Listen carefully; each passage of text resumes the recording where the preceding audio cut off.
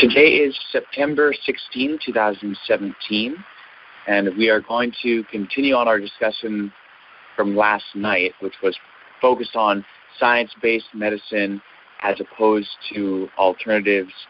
And tonight we will take those same principles and say a little bit more on that specific topic and then extend beyond that. So. And again, as most of you know, we apologize for the noise of the rain on the roof of the yurt. It tends to be pretty loud. So if it gets to the point, if you're having any trouble hearing us, please interrupt and let us know. Yes, please. Thank you. So let's ask our Heavenly Family to guide us in our discussion. Heavenly Family, thank you so very much for all these principles and for these realizations that we've had concerning our own errors. Thanks to you. Thank you very, very much for guiding us to see where we have been so wrong, and we're sure that we still are wrong on however many things.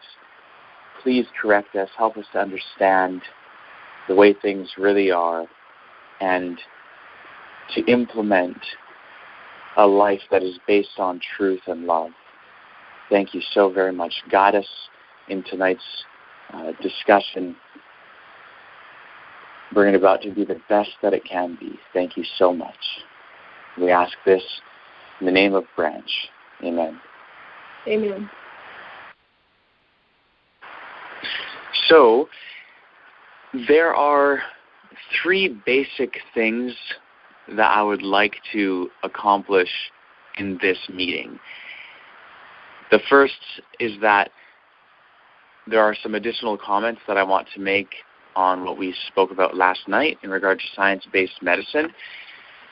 And then I want to take the principles involved in learning what is valid and what is not valid, and apply it to other aspects of life besides medicine, besides health.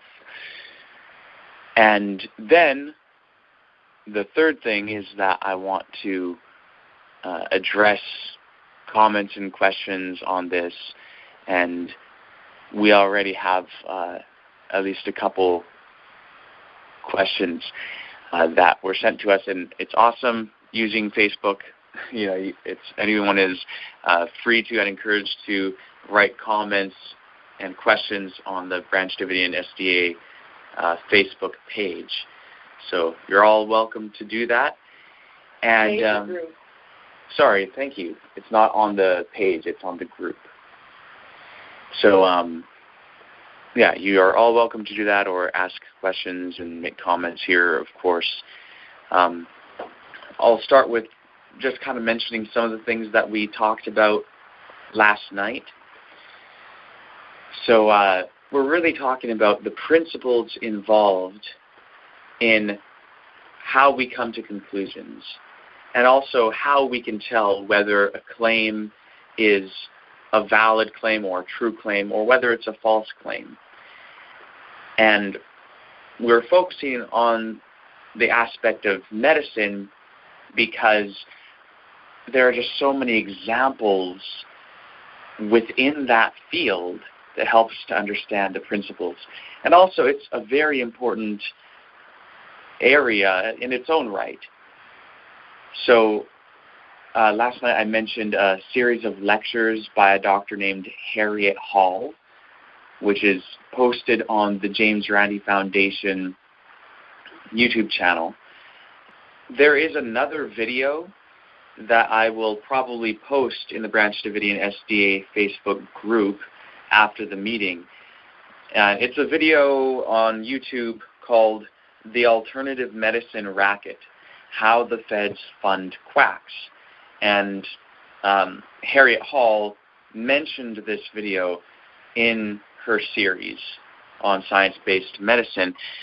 So I watched the video today, and it was very good, and it really shows clearly one of the things that I mentioned last night, that being that alternative medicine is not so alternative anymore. It's actually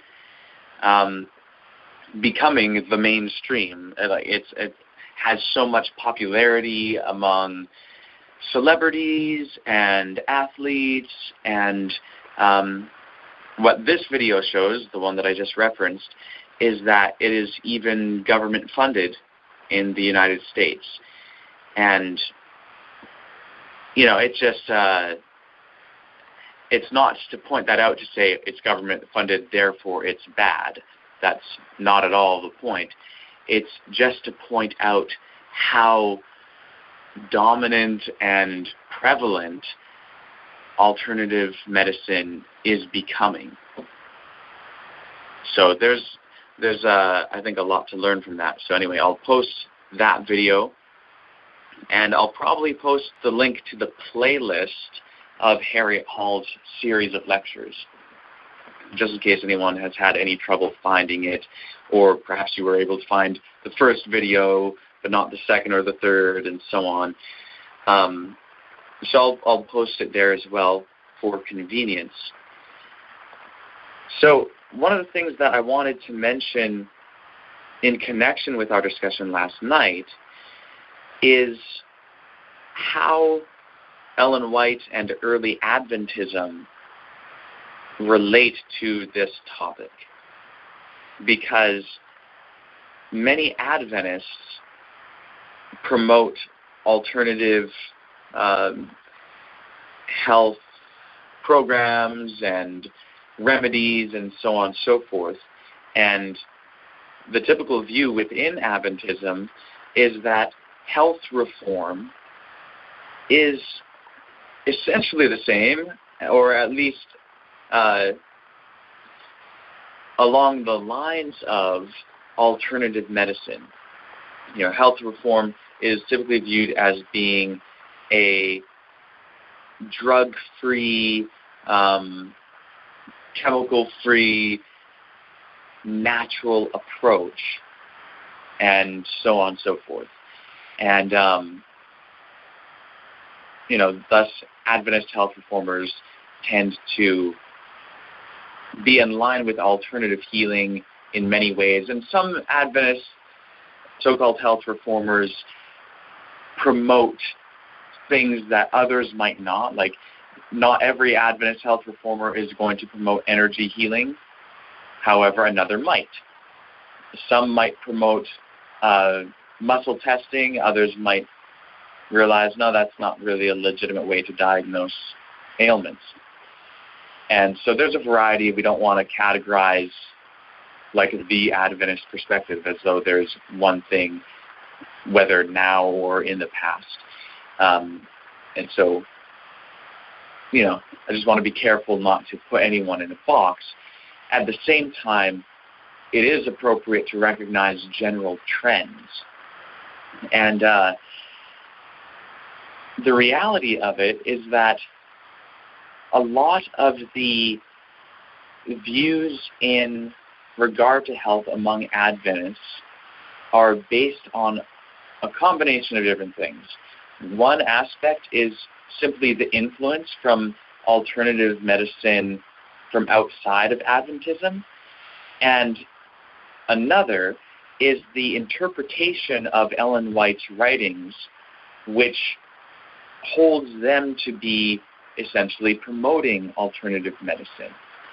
And a lot of that is based on statements that Ellen White makes concerning drugs. She says things like, drugs never cure disease. She says, I was shown that more deaths have been caused by drug taking than from all other causes combined. Those sorts of statements. Here's another one, drug medication should be worked away from as fast as possible until entirely discarded. Okay, so those are some statements that certainly led me, and I know that this is true for many other Adventists, to conclude that God is telling us that drug medications are bad, and so therefore I should never use drug medications or anything like that, but I should simply stick to what is in alternative, basically what is promoted by alternative health practitioners. So if I go to a health food store, then that's basically where I should find my remedies, rather than going to a pharmacy or to a doctor or anything like that. Now, of course, there is an inherent conflict between that perspective and the perspectives promoted through science-based medicine. And so is it that Ellen White is contradicting science-based medicine? Which camp is she in? Was she not in favor of alternative methods and alternative health? And perhaps maybe she would have recognized that things like energy healing are not valid because they're more obviously spiritualistic, because they promote a non-physical realm and, non-physical energies and things like that. But still, people might view her as kind of promoting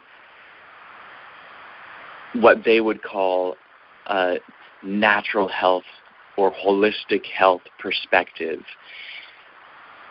The historical reality of the situation, though, is that this kind of dualism between mainstream medicine and big pharma versus alternative/natural health is not something which existed in Ellen White's day.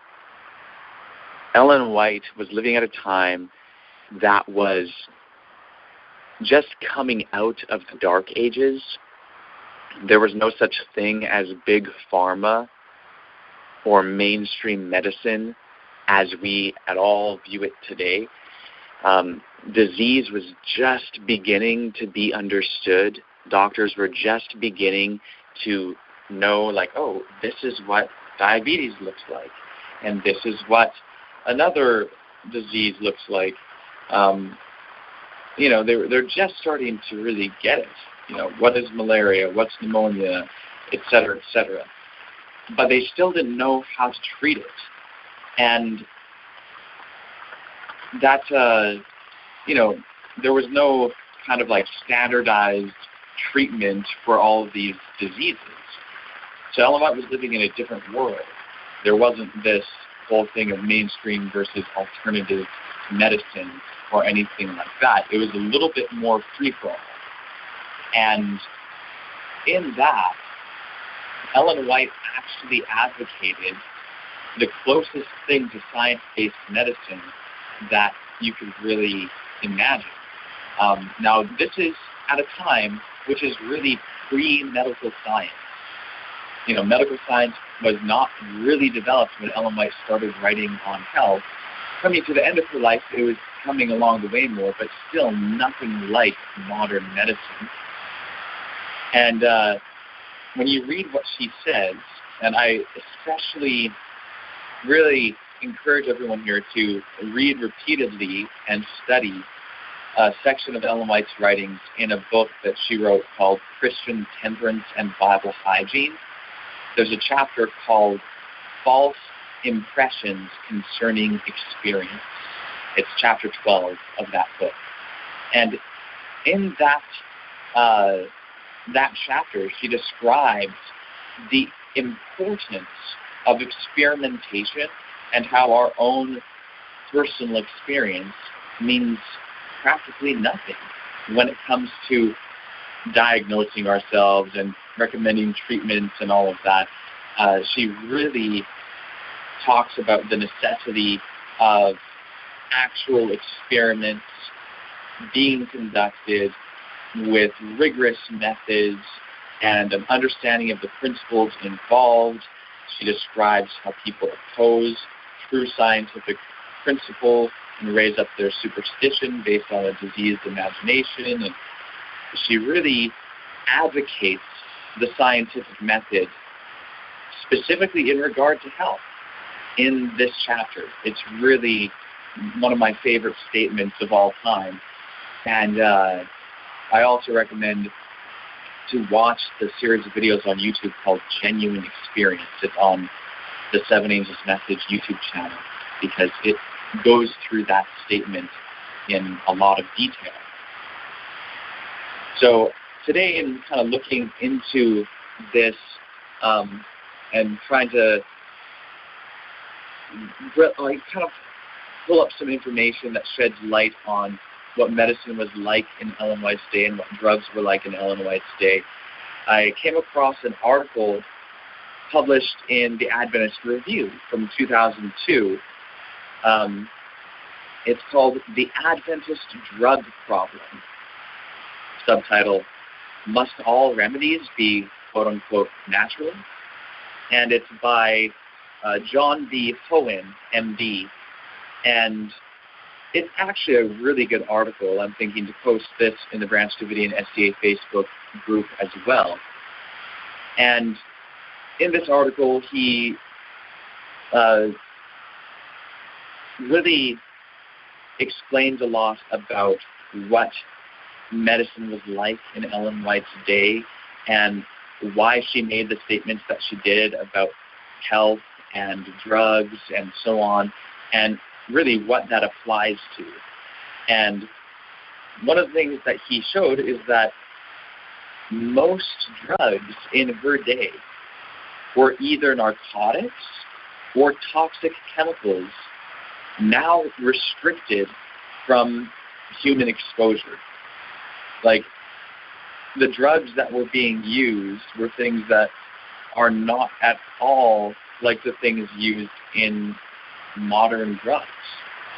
And so, like, they thought that if something made you throw up, it was a good thing because it's purging your system and things like that. And anyway, his article goes into it more than I will at this time, so you guys will have the privilege of reading it afterward.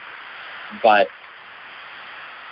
the drugs and the medicine of the doctors in Ellen White's day were just as likely to harm you as to help you.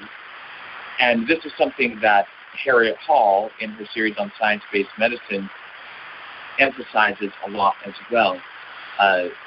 And, you know, she especially talks about this in her videos on homeopathy and chiropractic, because she shows how both of them come from a time in the 19th century which is really pre-modern science. This is before science-based medicine, and these ideas were developed, you know, like before the discovery of bacteria and things like that. And so really they did not know a lot about the human body and how interactions really take place. So it's impossible for Ellen White to have been speaking against modern medicine as we know it, because it did not exist in her day. She was speaking against only that which all rational, science-based doctors today would likewise speak against. And so it's really an absolute abuse, whether intentional or not, of Ellen White's writings to make her speak against modern-day medicine.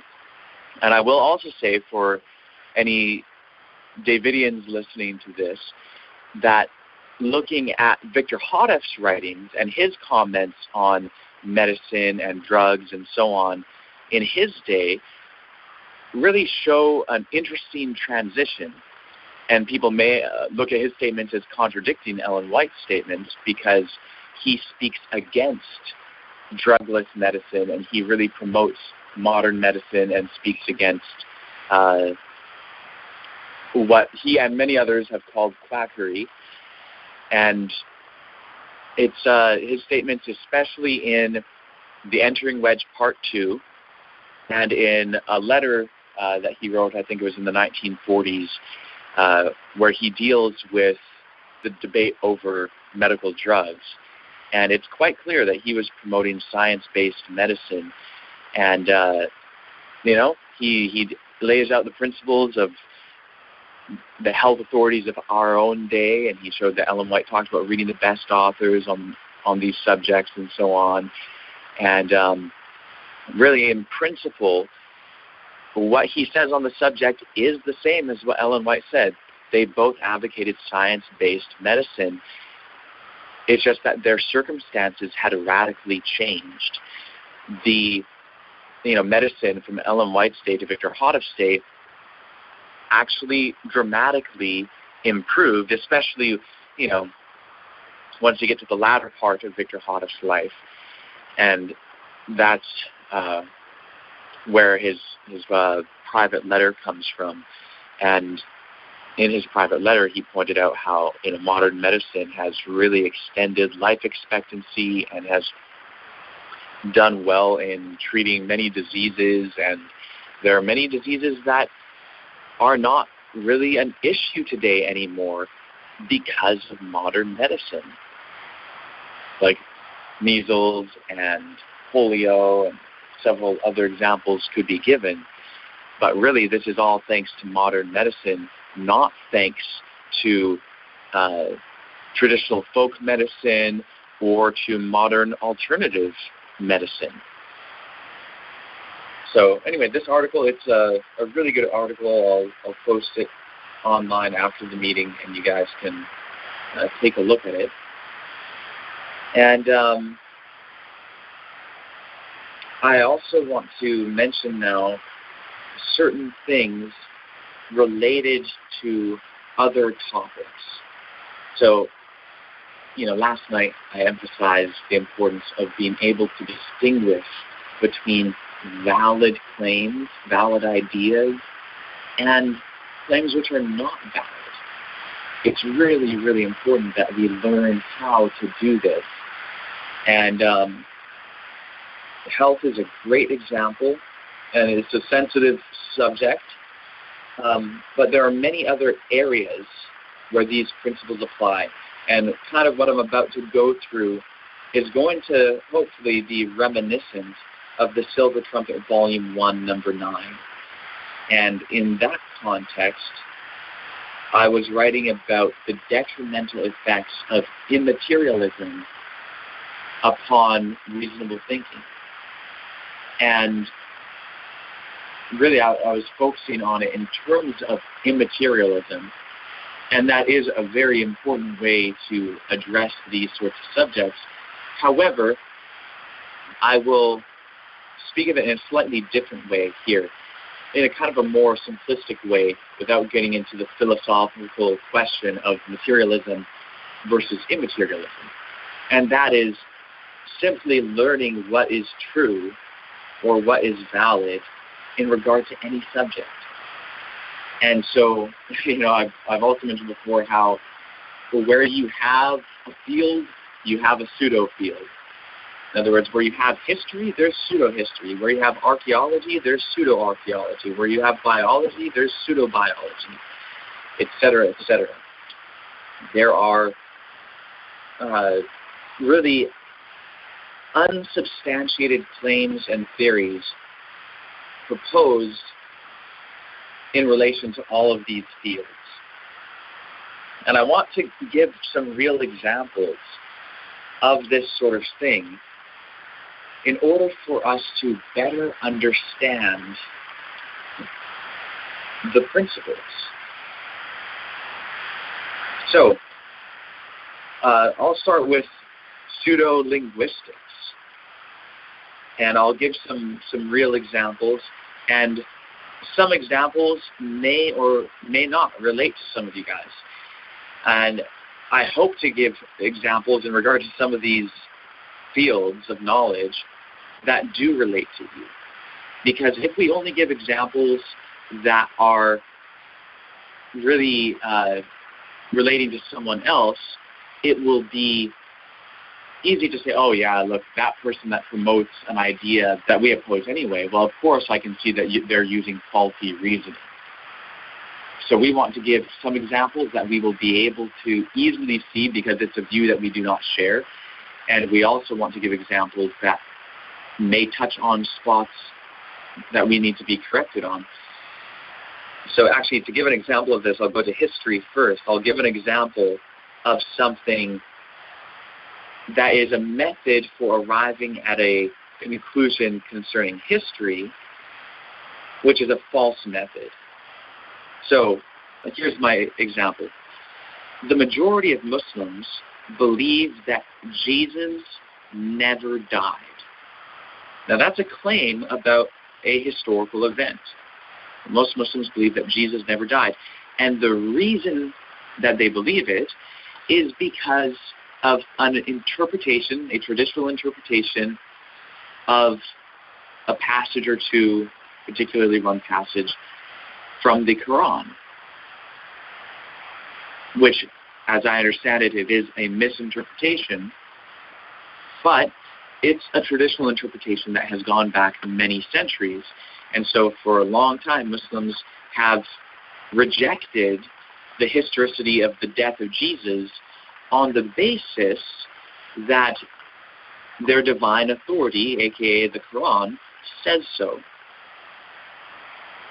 Well, from anyone outside of the Islamic tradition, it's easy to see that that is not a good method.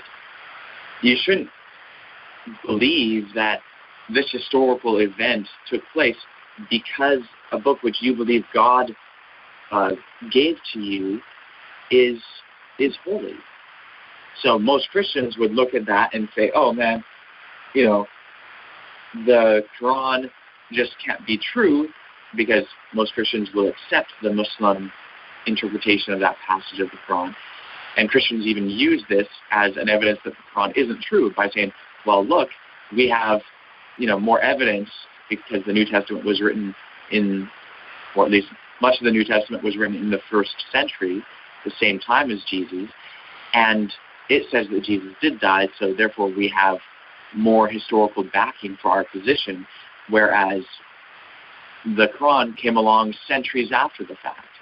And so you guys don't really have any evidence, you just believe it because your holy book says so, and you're actually going contrary to the evidence. And in many ways, that's a valid argument against the Muslim position. However, it often has elements of being polluted with dogmatism in a Christian form. That said, I hope it's easy for everyone to recognize that there is actually a lot of historical evidence for the death of Jesus, and we've talked about it on the calls before. And the evidence is so clear. It is so clear that no historian of early Christianity or 1st century Judaism rejects the death of Jesus by crucifixion. Every historian accepts it. Now, just the fact of multiple people accepting it isn't evidence that it's true, but I will say that an atheist, for example, would have no reason to accept it, and if it had weak evidence, why accept it? And so atheist historians accept it. Even more powerfully, Muslim historians of the 1st century or of early Christianity accept that the death of Jesus by crucifixion is a historical fact. Well, they do that against their own tradition because of the overwhelming nature of the evidence. And I won't go through all of the evidence now because that's aside from the point that we're making in tonight's meeting. But there's overwhelming evidence, and people will ignore that evidence because of their interpretation of their holy book. Now, here's the thing. If you want to know whether your holy book really is holy, if it's really from God, shouldn't you test it? And shouldn't part of your test be to see whether its claims are accurate?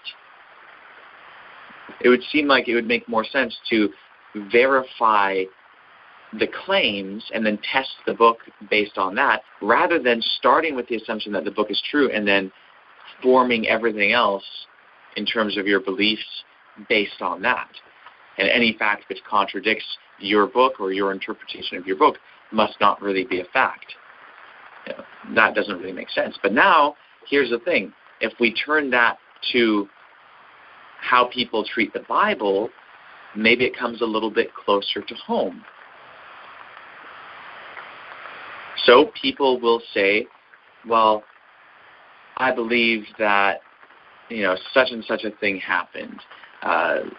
whether it's the plagues in Egypt or whether it is an axe head floating or Balaam's donkey talking to him, whatever it may be, Christians and Jews will say, well, I believe those things to be historical fact because the Bible says so. Well, is that a good reason? And it doesn't have to be miraculous claims either. It could be something more basic. It could be something about the origins of the children of Israel, or something like that. Just accepting something as historically true because a book which you consider to be divine says it is not a good reason. And we all see that when it applies to the Quran, and we would all see it when it applies to any other holy book of any other religion. But when it comes to the Bible, people make an exception. That's an example of a logical fallacy called special pleading.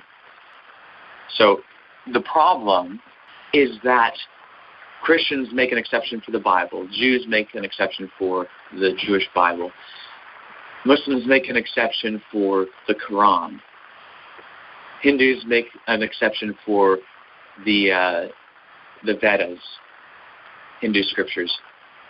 Every religion makes the exception for their own scripture, where they permit themselves to believe it just because their scripture says so, and yet we recognize for all other religions that that method doesn't make sense. So we need to be careful not to do that. Likewise, we shouldn't discount something because our holy book or another holy book says so. But it's just that isn't a good reason to come to a historical conclusion.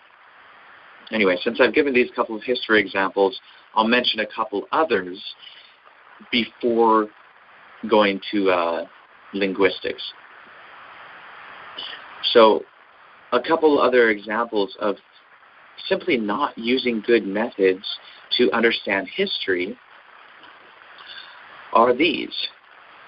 First, there's a theory which states that European Jews are not really Jews, that really they're converts to Judaism from the Khazar Empire, and it was in Turkey, and so really they're not Jews at all, and it's basically an anti-Semitic theory that is only held to by people who are either outrightly anti-Semitic or who want to claim themselves to be the true Jews, and the European Jews, no, they can't be the true Jews. So this is promoted sometimes by Black Hebrew Israelites, and it's promoted by certain European groups who want to promote that the true Jews are someone else other than Ashkenazi Jews or European Jews. And so there's some other motivations to that belief. It's not really based on evidence, because there really is no evidence that Ashkenazi Jews are actually from the Khazar Empire. In fact, there's extremely strong evidence that they are actually Jews.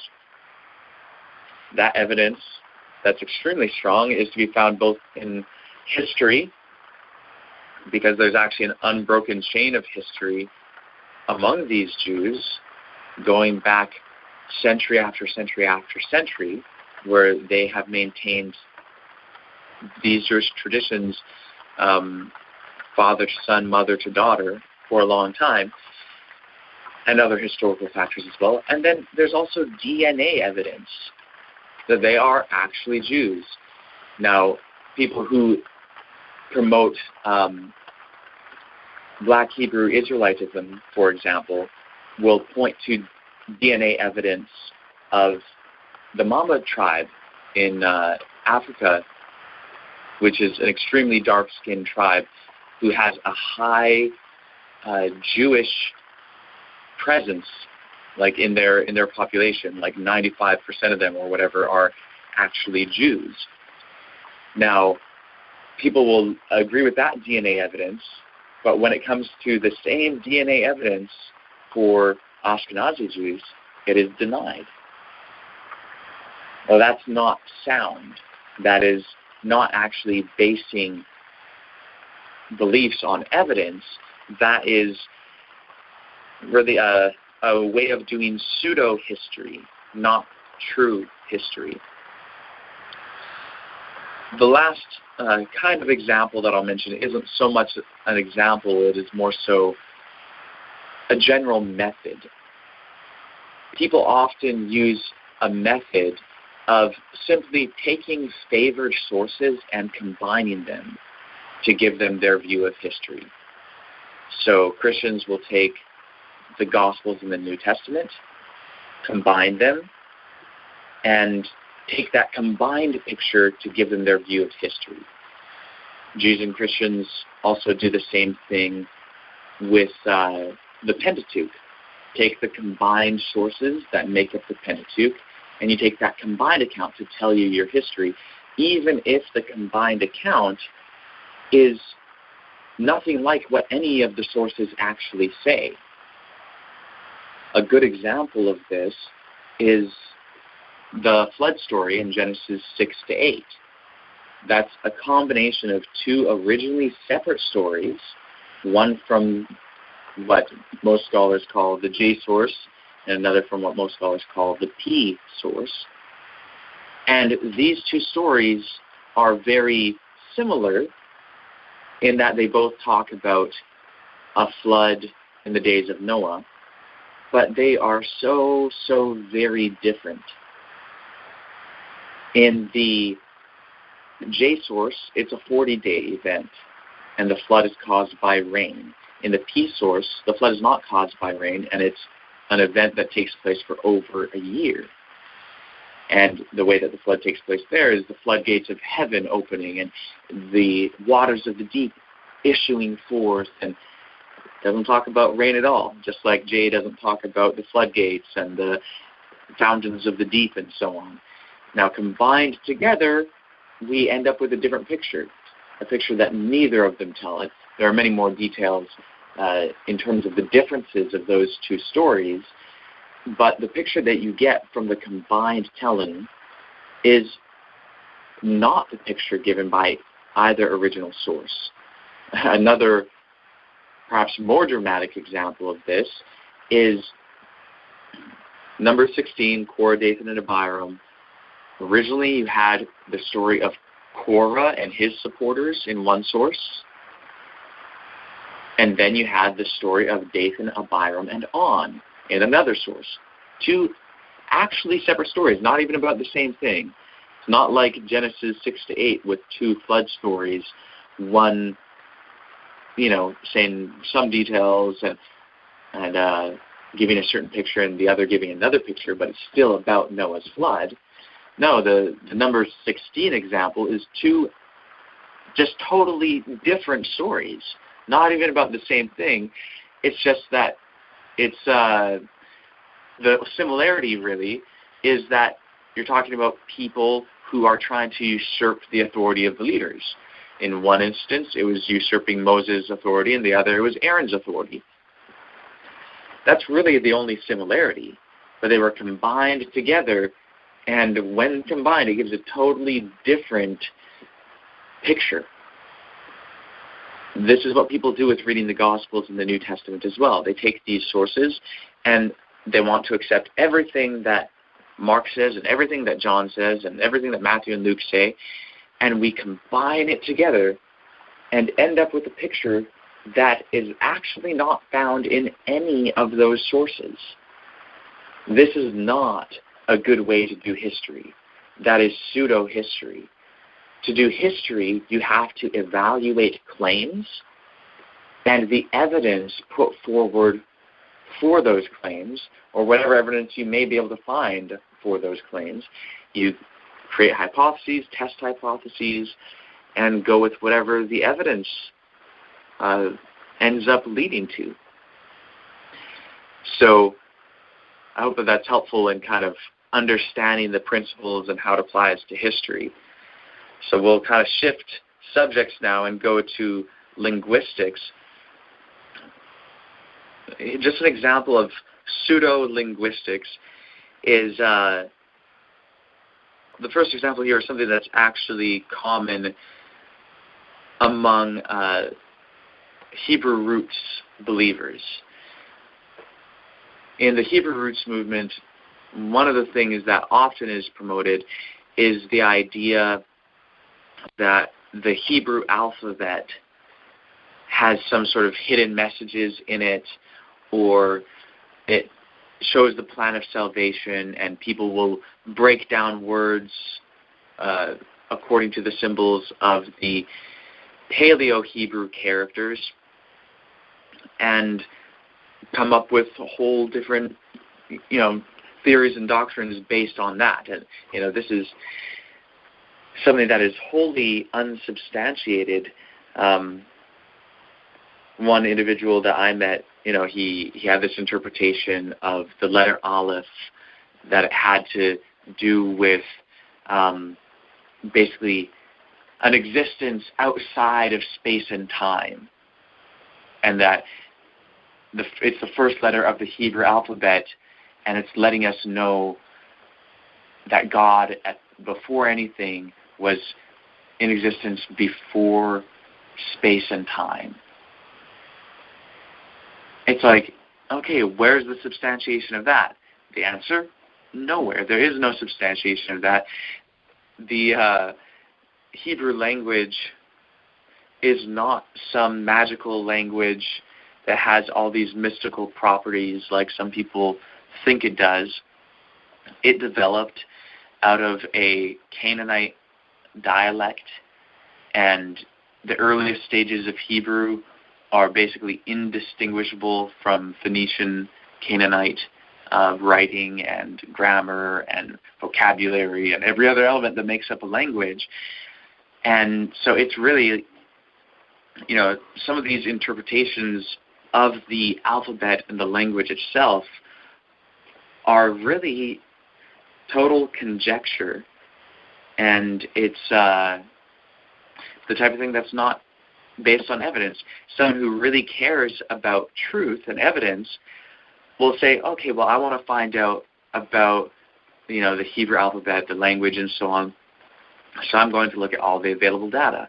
And they will study Hebrew inscriptions and learn the development of the language and study the neighboring languages to see what the similarities and differences are and whether there are loan words from other languages and all of that sort of thing. Like, all of that is within the realm of proper language studies. It's dealing with actual evidence and actual facts rather than making all of these philosophical leaps because you like the story it tells. You like the picture that is given. So that's just an example of pseudo-linguistics. Another area of pseudo-linguistics is pseudo-etymology. Etymology is the study of the origin of words. And I'll give you an example of pseudo-etymology. So sometimes people will say things like, the word Santa, as in Santa Claus, is actually from the word Satan. Santa, Satan, it's almost the same. You just have to flip around a couple letters and that's it. You just take the N from Santa, take it out, put it at the end of a word, and you can see it's basically the word Satan. And so people, who will oppose Christmas and everything, which I have no objection to opposing Christmas. We definitely do not participate in Christmas. But to say that Santa, the word Santa, is in some way derived or related to the word Satan is just false. That's making a claim, and people who make that sort of claim make it with no evidence. It's just the words sound kind of similar, and so people assume that there is a relation between the words, when there really isn't. There really is no relation. Just because words sound similar does not mean that they are related or that one derives from another. In reality, the word Santa comes from the Dutch, with basically Dutch for saint. And saint, of course, basically means holy one. So it has to do with Saint Nicholas. No surprise there. So Santa is actually from saint, has nothing to do with the word Satan. The word Satan derives from Hebrew Satan, which means adversary. Totally different word, totally different origin. One's from Hebrew, one's from Dutch. Unrelated. Another example is some people say that the word Jesus is from the word Zeus, because Jesus in Greek is Jesus, and people think that Jesus sounds similar to Zeus. In reality, though, the word Jesus comes from an anglicized form of a Latin word, which is really just the Latin version Jesus, which is like the three-syllable Jesus, which comes from the Greek Jesus, which is a transliteration of the Aramaic Yeshua. Like when you take the Aramaic Yeshua or Yeshua and try to spell it in Greek, it becomes Jesus. And then it comes up through Latin and into English, and it's Jesus.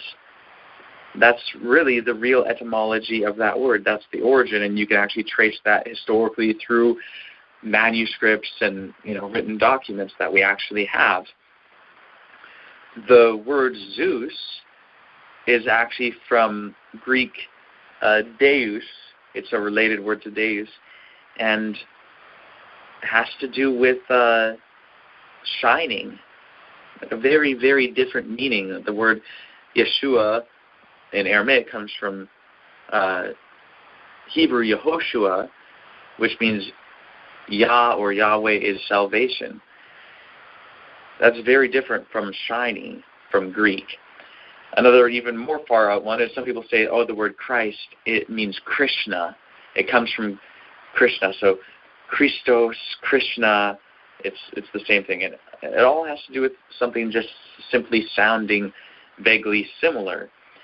In reality, our English word Christ is from Latin Christus, which is from Greek Christos, which means anointed or the anointed. Krishna is a Sanskrit word, or comes from a Sanskrit word. It's just the English pronunciation of a Sanskrit word, which means the black one. Totally different. Like, it's really unrelated. This type of etymology, pseudo-etymology, will lead one to totally ridiculous conclusions. Like, the first word in Hebrew in the Bible is Bereshit. You may as well say that represents, or that means Bereshit. And in Hebrew, actually, it's some say that it's better pronounced Bereshit. And someone might say, it means Bereshit or something like that. I mean, that's just ridiculous.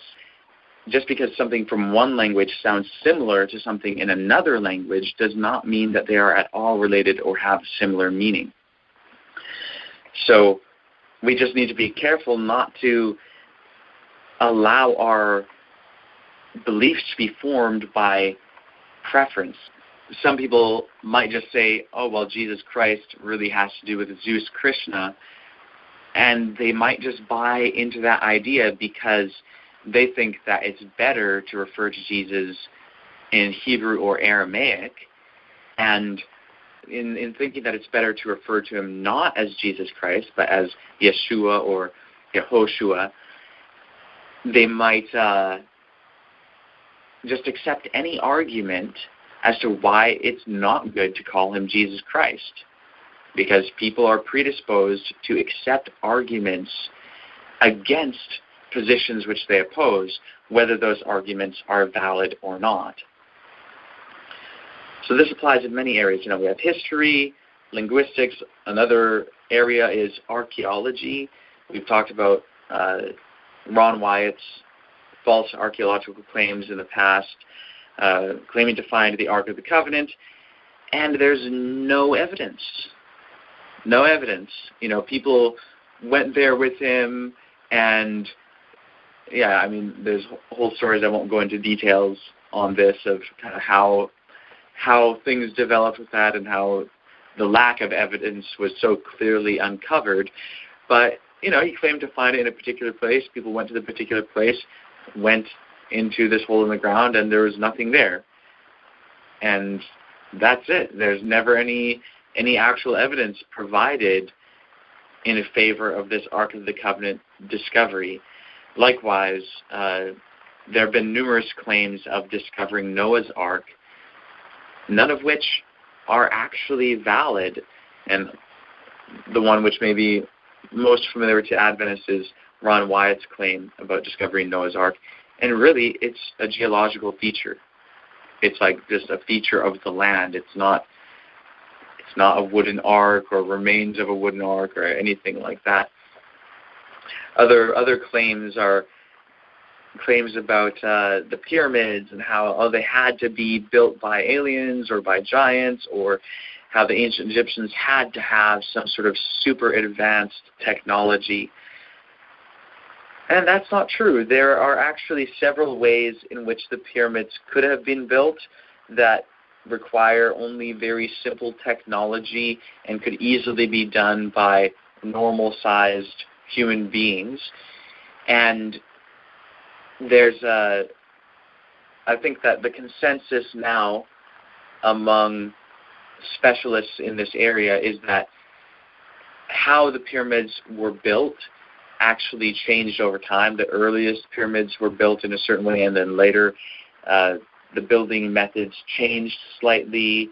But there's ways that they brought the stones from the quarry that are known because it's depicted in the hieroglyphics, and there are several other ways that they could have placed them and cut them and all of that, and like there's actually remains of the tools that were used, and it's actually not at all mystical or magical or anything like that. Stonehenge is another example where people think, it must have been either aliens or giants or some ancient people with some super advanced technology, and people have these theories of how they used sound waves to lift and levitate the stones and all of that. And it's really totally unsubstantiated claims. And some of you are familiar with Wallace Wallington, who was a construction worker from Michigan, who built his own Stonehenge in his backyard by himself using literally sticks and stones.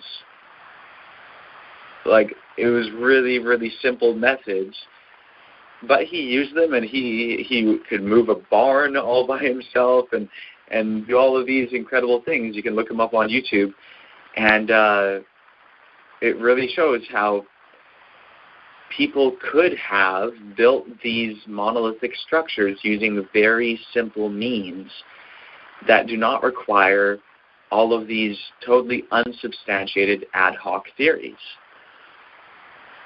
And of course, there are many other claims of advanced technology in the ancient world, ancient flight, ancient space travel, ancient laser technology, and so on.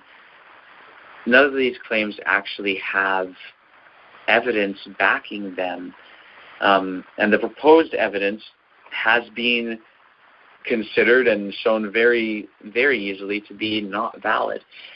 So all of these things, like real archaeology is a very meticulous discipline where you have a dig site and you uncover your artifacts centimeter by centimeter. Like usually when they are brushing the dirt, they're literally removing 1 centimeter at a time, very carefully. And when they find an object, before they remove that object, they have to note its precise location.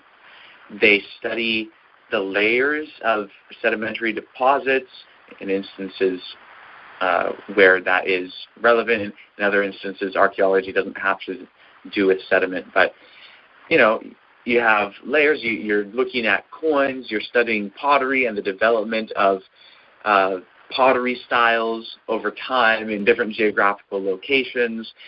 And it's a detailed science that has a real methodology to it and a lot of techniques that require a lot of education and skill to rightly perform. And this other stuff is really shamefully ignorant of what real archaeology takes. Like the difference between archaeology and pseudo-archaeology is actually quite a clear difference. But of course, people who are unaware of real archaeology, if something's presented as an archaeological find that is proposed to confirm a belief which you already hold, you might be prone to accept it. So we have to be careful not to do that. If someone makes a claim, even if it agrees with us, don't just accept the claim. Demand evidence before investing any belief in the claim. And then, of course, we have pseudophysics. And I'll just mention one broad category of example here that some have referred to as quantum woo. And it includes misrepresentations of quantum physics, or at least borrowing the word quantum and applying it to things that really have nothing to do with quantum physics, but rather have to do with spiritualistic ideas or metaphysical ideas, different immaterialist philosophies, and so on. So you have, people like Deepak Chopra, who advocates various theories and uses terms that only rightly belong in quantum physics and applies them to other things, and basically says, well, quantum physics shows that we have this infinite field of potential and possibilities, and kind of like promoting the idea that anything's possible and mind over matter, and it's all consciousness. All existence is just consciousness. It's just experience, and so on. It's kind of like an idealistic philosophy that really is not at all supported by quantum mechanics, but words like quantum, or phrases like quantum fluctuations and probability waves, and all of these different terms are taken and used in ways that promote really out there theories, not at all supported by physics, whether standard Newtonian physics or quantum physics. And others have done the same thing. For example, there's a well-known documentary called What the Bleep Do We Know? And I remember watching it as a kid, and, I thought that based on that documentary, like, I could walk through walls if I only really believed that I could. And I could, if I had a disease or an ailment, I could heal it just by believing it or by loving it, or, whatever, that sort of thing. And it's actually totally not substantiated at all. The Secret is another book and documentary, and that is promoting something called the law of attraction, which is basically the idea that you can kind of put out your desires to the universe, and because the universe is conscious, it will basically send back to you what you put out. So if you put out positive things, positive desires, and if you want something, then you can get it. So like sometimes in sales, this sort of thing is brought in, and people have dream building. And, you know, you'll have a picture of the car that you want and the house that you want, and you put it on your wall, and you sit there for a certain amount of time each day and look at it and think about it and want it and desire it, and it'll bring it to you because it's some mysterious law in the universe, because there's this quantum field of consciousness and all of that. And really, it's just totally unsubstantiated. And a lot of times people even string together these words that do not even make sense. It really means nothing. It's really, and if anything it could rightly be called quackery, then definitely quantum woo would be included. There's also pseudobiology, which I'll mention a couple things about. Part of biology, or kind of a subfield of biology when it comes to animal biology, is anatomy. And in human anatomy, there's also human pseudo-anatomy, and an example of that is foot reflexology. And not just foot, by the way, but there's also other types of reflexology. Some propose that there is a connection between certain parts of your feet or certain parts of your hand or other parts of your body and the rest of your body. And so by massaging or placing pressure upon certain parts of your feet, you can do things to heal other parts of your body. So if you have a problem with your eyes, well, by rubbing a certain part of your feet, you can help your eyes. Some people promote the idea that these parts of your feet are connected to the other parts of your body by some sort of energy channels. Well, that's very clearly a pseudoscientific claim. Others might say that it's connected by nerves. And so like, oh, well, nerves are real, so therefore that's not an immaterialistic or pseudoscientific claim. But it actually is a pseudoscientific claim, because those parts of the feet are not actually connected by means of nerves to those parts of the body. It's just simply not true. And massaging those parts of the feet will not at all improve those parts of the body. You may feel better after getting a foot rub, because who wouldn't? But it's not actually curing ailments or treating disease or improving those parts of the body. Of course, this is kind of still dealing with health stuff, but there's a pseudo-anatomical basis for certain forms of reflexology, and also iridology is also connected to that. And so, you know, there's a lot of things dealing with biology, and I'll mention one that's biology. It's also an example that could be categorized as pseudochemistry, because really all biology is chemistry. It's just the chemistry of life. And so here's an example which might hit more close to home with some people, but some people oppose the idea of genetically modified organisms on the basis that, well, it's just how it's supposed to be and you shouldn't alter it. In reality, every organism is a genetically modified organism. All of us are genetic modifications. We are genetically modified organisms. I mean, literally, when we became produced, like when we in our embryo phase developed, and even you could say before the embryo, I mean, there was a sperm cell from each one of our fathers and an egg cell from each one of our mothers. And those cells contain genes. And those genes basically became, I'll use the phrase stranded together. Those strands of DNA became placed together and combined,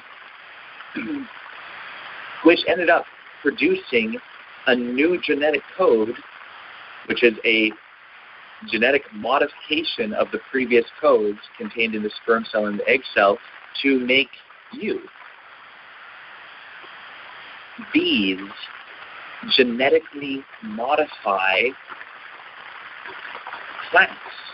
They end up transferring pollen from plant to plant, and there's interbreeding among plants, and interbreeding is genetic modification. That's what it is.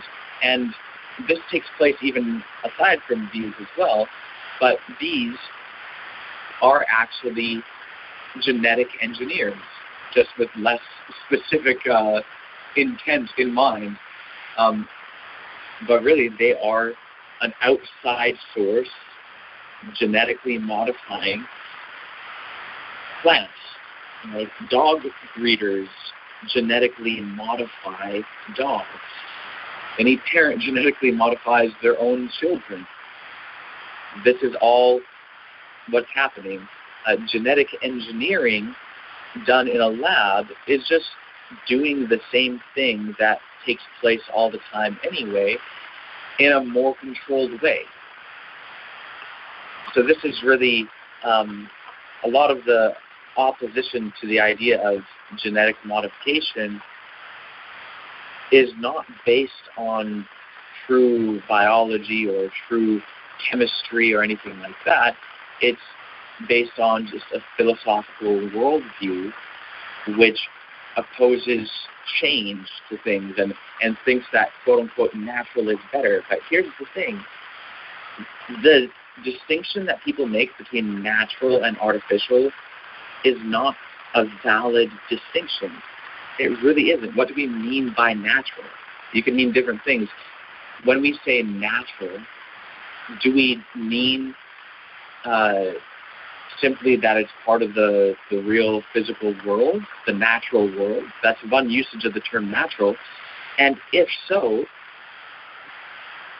well, then everything that exists really is natural. You know, like a drug is just, well, I'll put it like this. I think about half or even over half of drugs are really made from extracting something from a plant. Well, I mean, that's just a real physical thing that's there in nature. Does it become less natural because it's been in some way altered? I wouldn't think so. If you use natural to refer to the real physical world, everything's constantly altering other things and being altered by other things. And yet it's still part of the natural world.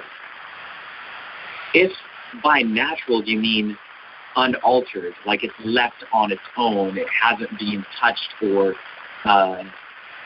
changed in any way, well then, what is natural? I mean, a field of wheat sure isn't natural. You don't find that in, other than people altering nature to bring that about. An orchard is totally unnatural. You have, let's take a peach orchard. Nowhere in quote-unquote nature, the unaltered, untouched world, do you find a field of peach trees in rows like that with no other plants other than maybe grass. That's not how you would naturally find it. You could say that bread is unnatural. Bananas, as we have them today, are not at all like bananas of 100 years ago. They have been altered. Originally, banana seeds were actually something that you could see and chew on, and it's something more than just a little black dot like we see in bananas today. None of the bananas that we eat, whether you buy organic bananas or not organic bananas, are unaltered by mankind. They are genetically modified. The tomatoes that we eat, whether heirloom, whether organic, whether conventional, whatever, It's all genetically modified. It's all genetically altered. And here's the thing.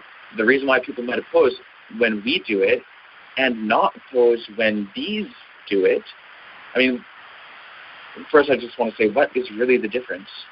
If a bee does it or if we do it, what really makes the difference? And the fact is, there isn't really a difference. It's just that people like to view us as outside of the natural world, like we are above and beyond nature. And a lot of this has to do with misunderstandings, even within Christianity. But it's not exclusive to Christianity. Other religions have this too, where humans have viewed themselves, because of religious perspectives, as having some sort of non-physical component. And often people would view themselves as actually being that non-physical component, and they are just in a physical body. So people like the idea that they are not their body, but they are in their body. Who they are is actually the non-physical part of them, and thus they are not really part of nature. They were just brought into nature in some way. They are their soul, or they are their spirit, or whatever it may be. But no, surely we are not animals. Surely we are not part of nature. We are above and beyond nature. And that's why people think that when humans alter something, that it's in some way unnatural. But the fact is, humans are part of the natural world as much as are bumblebees and as much as are plants and any other part of the natural world. We are a part of it. It is impossible for us to do anything, quote-unquote, unnatural, if you define nature as being the real physical world. And if you define it as being, if you define natural and unnatural in terms of whether we change or alter what something would do on its own, well then, by all means, we and bumblebees and every other thing out there that changes any other part of the physical world is unnatural. So I hope that you guys can see that these distinctions really are untrue. They do not reflect the natural world. They do not reflect reality. We humans are part of nature. We are actually animals. An animal, the word animal is simply a label. It's a collection of sounds that we put on organisms with digestive systems. That's all it means to be an animal. If you are an organism with a digestive system, you by definition are an animal. And by the way, in the book of Ecclesiastes, it actually says that humans are animals. So if anyone has questions as to whether that is opposed to, quote-unquote, the Bible or not, well, it's definitely not opposed to Ecclesiastes, because Ecclesiastes says that man is beast, human is animal. And that's just simply what we are. So I just mentioned this as kind of a broader extension of the fact that this pseudo-biology, which seeks to say that what we do as humans to change things is somehow inherently bad, really stems from the type of thinking which says that we humans are so special and we have something that is outside of nature because we think, we have intellect, and that thought, that intellect is not rooted in materiality. It's rooted in some sort of non-physical thing that sets us apart from the natural world. But if we recognize that we humans are actually natural, we are physical, we are as much a part of the natural world as anything, then us altering some other part of the material world is no more unnatural and no more artificial than a bumblebee doing it. Or an ant, is making an ant colony, or, making tunnels through the dirt and all of that. Is that unnatural? Well, it's altering things, So we need to really kind of get over these misconceptions concerning the nature of humanity and human behavior and the implications that come from that. There's just a few other aspects that I want to mention in regard to these pseudo areas. There's pseudo-cosmology and cosmogony. Cosmology is the study of the cosmos, the universe. Cosmogony is dealing with the origin of the universe or the cosmos. And there's many types of pseudo-cosmology and cosmogony, and people develop theories about Planet X or Planet Nibiru, and it's going to come in contact with Earth, and there's all this stuff dealing with 2012. I know that's a little bit of old news, but it's just an example of pseudo-cosmology. Also, those who advocate that the whole universe is only 6,000 years old often have forms of pseudo-cosmology and cosmogony by, I'll give an example. So the speed of light is known. I forget exactly what it is, but it's however many thousands of kilometers per second or miles per second, depending on which system you're operating within. And it's, it's a known constant, and it is helpful in measuring distances. So a light year is the space or the distance that light travels in 1 year. That's a light year.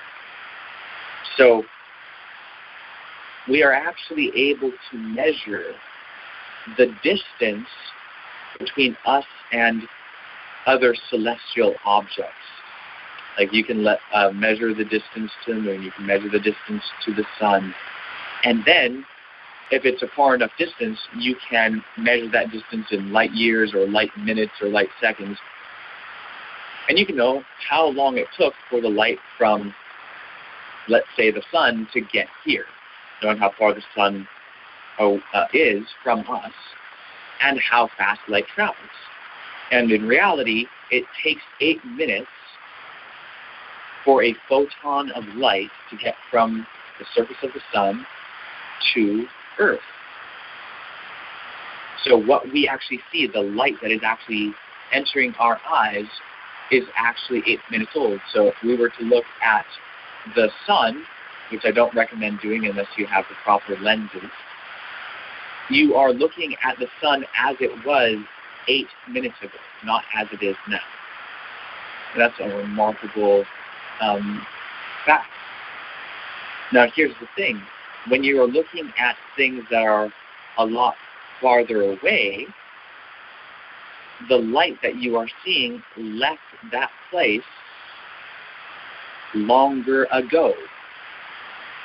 And so if you have something that is 13 billion light years away, it means that it takes light, particles of light, photons, 13 billion years to travel from there to here. Now, those who say that the whole universe is only 6,000 years old or 10,000 years old or whatever end up explaining away that evidence by saying things like, well, God created the universe 6,000 years ago, and he created it so that the light is already here. I hope you guys can see that that is not actually accepting evidence. That is explaining away evidence. Like if you know that a vehicle is traveling at a certain speed and that it came from a certain location, the logical deduction would be that, oh, well, it has been around for at least as long as it took to go from that place to this place. If you are going to say that, oh, God created the universe 6,000 years ago, and he made it with the light already here, and that light is actually coming in the direction from that object, it's light from that object, and it's reaching us here, that's actually saying that he made the universe to look as though it's that old because it would have taken it that long to get here, but it really isn't. So, I mean, some creationists even reject that argument because they realize that it would make God deceptive. You may as well argue that the universe was made 5 seconds ago and God just made you with the memories that you presently have. And if you're looking at the sun, that the light from the sun is already there. And, you have all these memories like we've been having this conversation all this time, but really we haven't. You were just made like this. I mean, that's not a way to deal with evidence. It's a way to explain away evidence. So that's an example of pseudo-cosmology and pseudo-cosmogony. Pseudo-theology is a whole other story. Pseudo-symbolism, pseudo-iconography, there's pseudo-politics, political theories that are built on misconceptions. There's a lot that could be said on that. There's so much more to talk about, but I know going on example after example after example for too long wouldn't necessarily be the most fruitful, so I don't think I'm going to go into more examples. And there's actually another aspect of things that I really would like to go through at some point with you guys. And, this has to do with kind of like pseudo-philosophy. Philosophy really deals with every other subject because, there's the philosophy of science, the philosophy of history, the philosophy of language, etcetera, etcetera. And so I would like to go through logical fallacies with you guys because it's important to recognize what ways of thinking are actually fallacious and illogical. It's good to be aware of logical fallacies so that we can avoid using them. But we're simply not going to have time to go through that tonight. Maybe next weekend we'll end up going through that. I'm not sure exactly what the future holds in that regard yet, but I think that would be good for us to go through that. And there are other areas, I mentioned politics, I mentioned pseudo-symbolism, there's different things like that that I think would be helpful to go through at some point, especially if any among us are maintaining not well-grounded views in regard to some of these areas, and it would be good to have them corrected. But as I said, we won't have too much time to go into that. However, I do want to at least deal with a couple questions that Rachel and I had, and she posted them in the Branch Davidian SDA Facebook group. And her question, she has two questions, so we'll deal with the first one first. And after dealing with these two questions, and it shouldn't take too much time to deal with them, I will ask if any of the other of you guys here on the call have questions or comments related to anything that we've been discussing.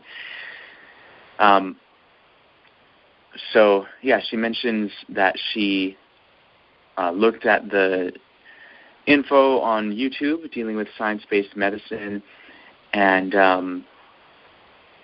how we should not believe something unless we have valid evidence, and the information should be immaterial reality. And she's saying that it caused her to think about the resurrection. And so the first question is, was Christ's resurrection in reality? Because it was a physical reality and 500 were shown. So this is a question that we've examined elsewhere, and Teresa actually in comment on Facebook in reply to Rachel and I's question posted 2 studies that we've had on the historicity of the resurrection. And it's an excellent question to be asked. And really, we should only believe something based on evidence. And if there is no evidence for the resurrection of Jesus, then we shouldn't accept the resurrection of Jesus. I do, however, believe that there is evidence. Unfortunately, there is a stumbling block for most historians in examining the question that is not wholly the fault of historians. The resurrection of Jesus has been proposed to be a supernatural event by Christians. Well, historians dealing with history, dealing with the real world, aren't really studying supernatural events, because first you have to show that the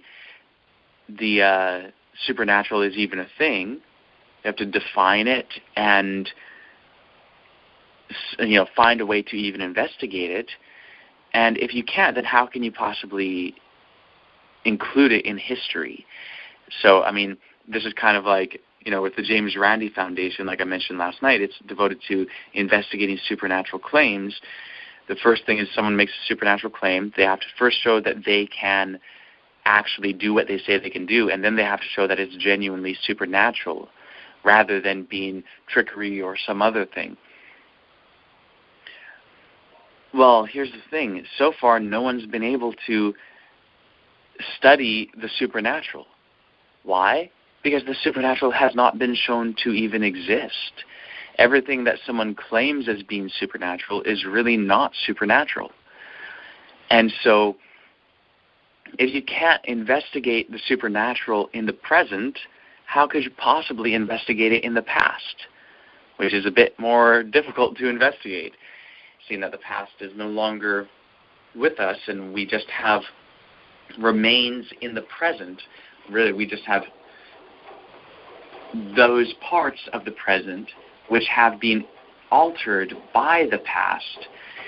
I mean, really every part of the present has been altered by the past, but when you're talking about a particular proposed past or past event or series of events, you will have relevant parts of the present that may inform you of those parts of the past. So since the resurrection has been proposed as a supernatural event, historians have not considered it possible to investigate. But of course that's a mistake, because the resurrection of Jesus was not even proposed to be a supernatural event. Paul, for example, and we have writings from Paul, he claimed to see the resurrected Jesus. He did not claim that Jesus was supernatural, outside of the natural. He did not claim that the resurrection was a supernatural event. He claimed that Jesus was a physical being post-resurrection, that he physically rose from the dead. And so this comes to this whole thing that we talked about earlier of, is there really a genuine distinction between natural and unnatural?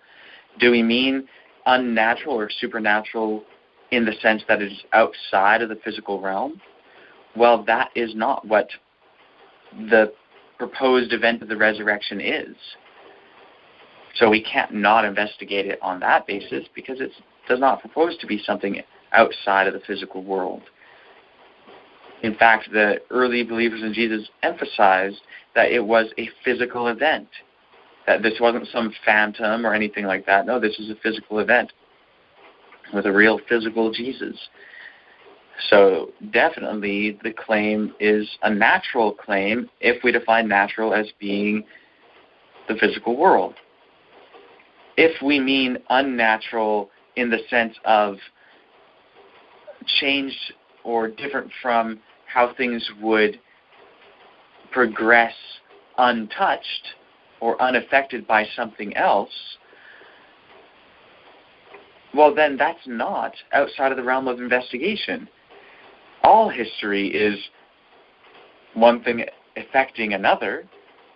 All interactions, period, are one thing affecting another, or multiple things affecting another. So really the hesitation on the part of historians to investigate the historicity of the resurrection of Jesus really has a faulty foundation. And we have investigated the historicity of the resurrection of Jesus, and it's in these two studies that we have on the Seven Angels Messages YouTube channel called The Historicity of the Resurrection of Jesus. And in these studies, we actually investigate and end up with very strong evidence showing that Jesus really was raised from the dead, and that it was a real physical event that took place in the past. And we can determine that because there are facts that can be independently known, like aside from the resurrection, there are things that we can determine to be actual facts that relate to the resurrection. And we can show that in order for those facts to actually be what we know them to be, the resurrection had to be a real event. And so we can confirm the historicity of the resurrection because of confirming the historicity of other events which necessitate the truth of the resurrection. So that's the first thing. The issue with the 500 seeing him is just one example of the evidence for the resurrection. And the reason why it's evidence isn't because Paul said there were 500. I mean, anyone could say that there were 500 and report something and just be lying. But in fact, Paul, when he referenced these 500 in 1 Corinthians 15, he actually made it a point to say, most of whom are still alive, though some have fallen asleep. Well, the reason why he's pointing that out is to say, look, these 500 people are still alive. In other words, you can check it with them. You know, it's easy to make claims about the distant past and say something happened and you can't really verify it. But when you're talking about people who are still alive, and it's an event that is witnessed by a whole bunch of people, I mean, how do you explain that event? And, you know, this goes into a lot of other things dealing with the evidence for the resurrection, and we went through it in a lot more detail in those studies, and I won't repeat that all here. But it is a piece of the evidence, but it's just a piece. It's not the whole thing. And then the second question is, let's say a group of people pray for healings and some get healed. One gets healed, saying God healed them with faith, natural remedy, or medicine, etcetera. So back to material reality, what situation, basically in what situation would you say that God healed you if you were to get well? So that's a really good question. One thing that I'll say is that if someone becomes healed and does not know how they became healed, it does not mean that God healed them. If you can't explain it, it doesn't mean it was God, whether you're talking about being healed or anything else. A lot of people do that. Oh, I just can't explain this, therefore it was God. That doesn't really work. And in fact, there are many things that people previously could not explain, and they said it was God, that now no one says was God anymore because people can explain it. So, you know, people nowadays don't end up saying that, oh, you know, that lightning bolt was sent by God, or God threw this lightning bolt, or whatever, because people now understand how lightning actually works. Same thing with rain and other weather patterns and volcanoes and all of those sorts of things. People don't tend to say that God did that anymore because it's understood how it actually happens. And when you study how it actually happens, you don't find like God like actually doing it. You can study up in the sky and you won't find God there throwing a lightning bolt. what you will find is that lightning is a natural phenomenon. It is a natural phenomenon.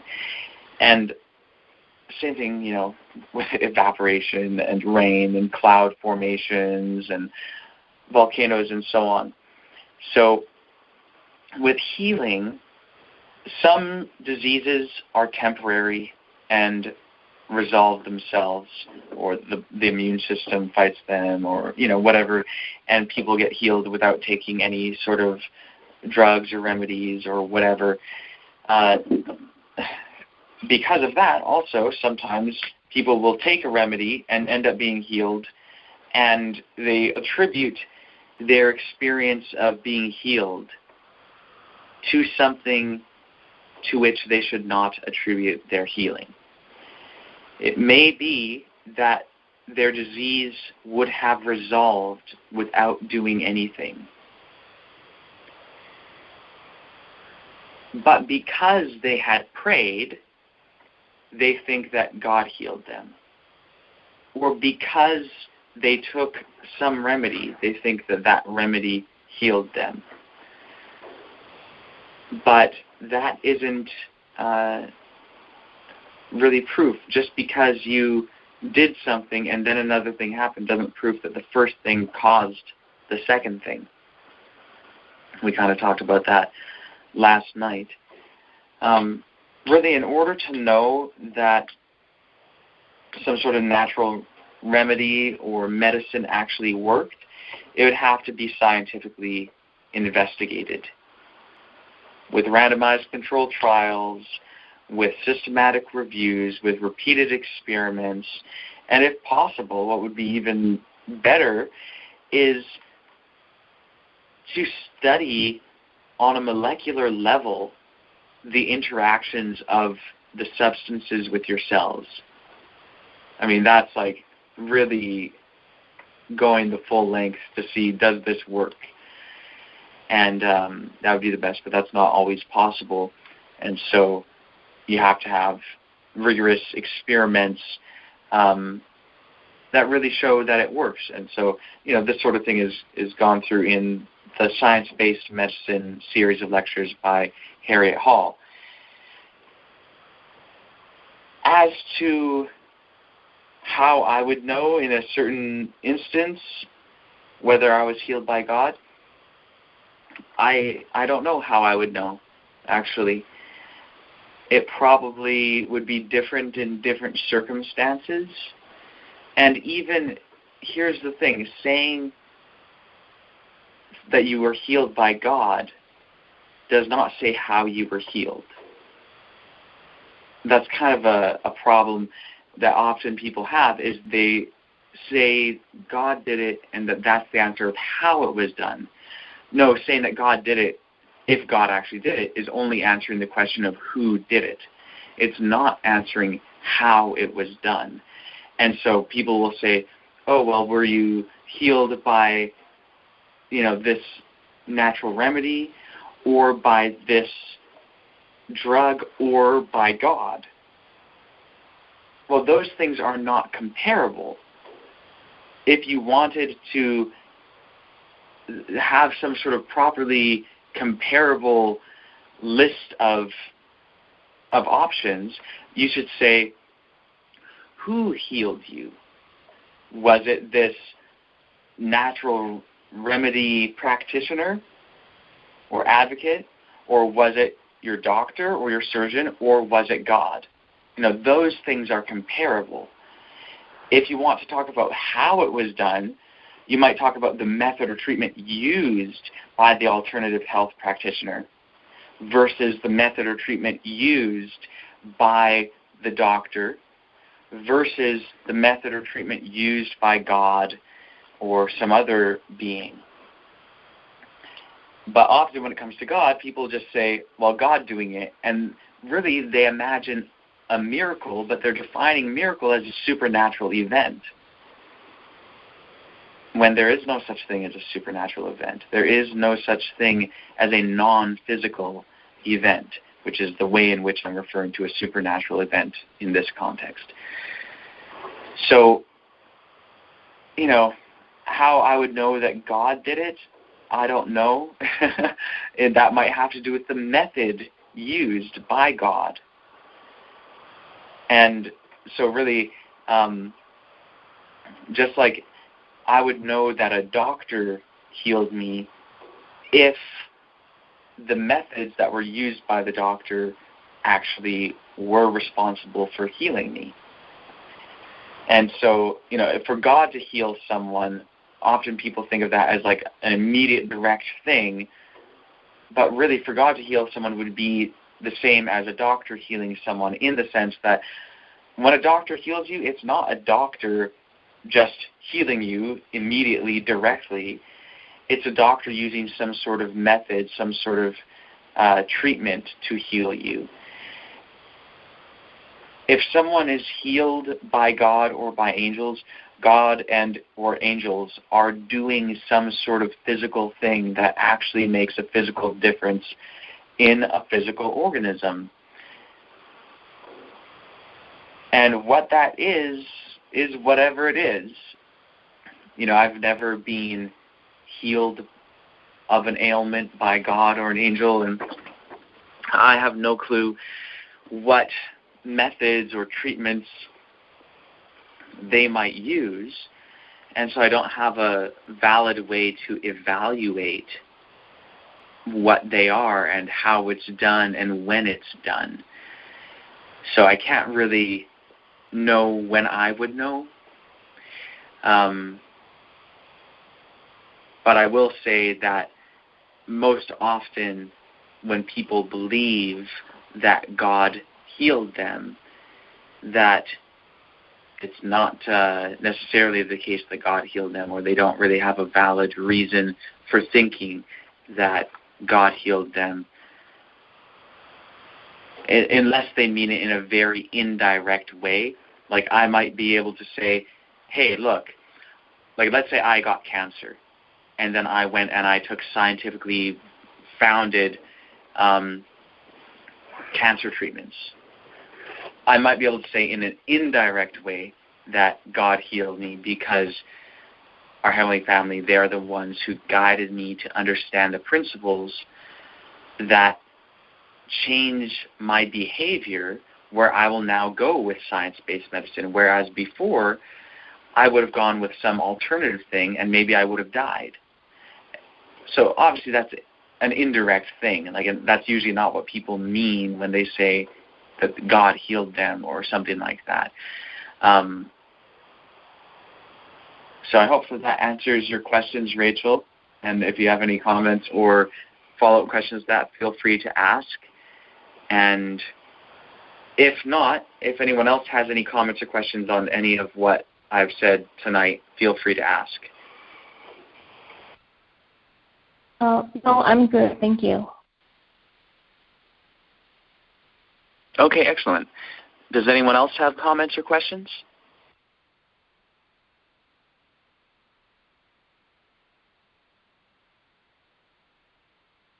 I just thought about, I think Matthew, it talks about a woman who has been bleeding for a long time, and Jesus performed a touch healing and by faith, and she was healed. And I think we talk about for the Gospel of Matthew and Mark, and we still need to do a full investigating and see are they inspired or not, right?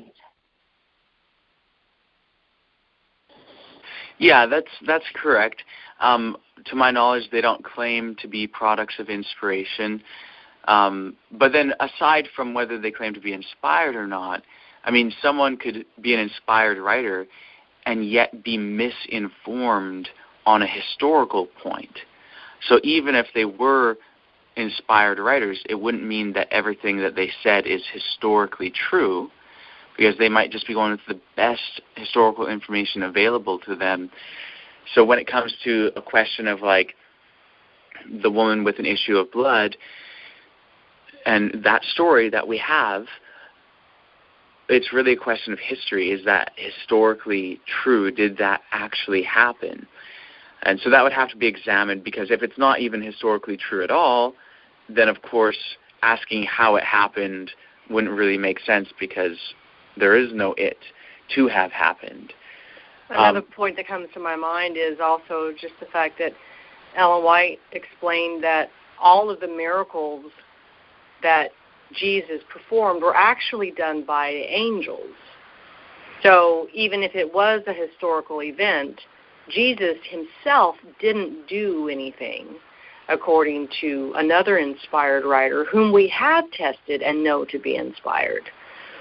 And so she claims that the angels did all the miracles, which would actually make a whole lot of sense in light of materiality, because they are beings not from this world with knowledge of technology and whatever far in advance of ours. I mean, just imagine.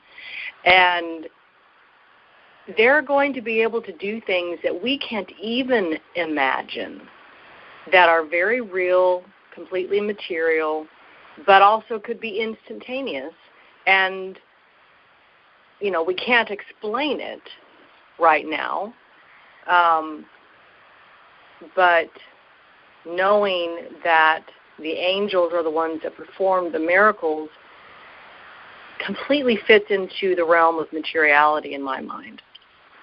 Sure, absolutely. And the other thing that I'll mention is that Ellen White saying that the angels were the ones who did it is not her trying to explain how they did it. Exactly. Likewise, the woman touching the hem of Jesus' garment is not explaining how she was healed.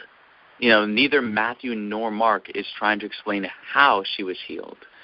They're explaining why she was healed. So in a sense, her faith healed her. Her touching Jesus' garment healed her. That was her act of faith.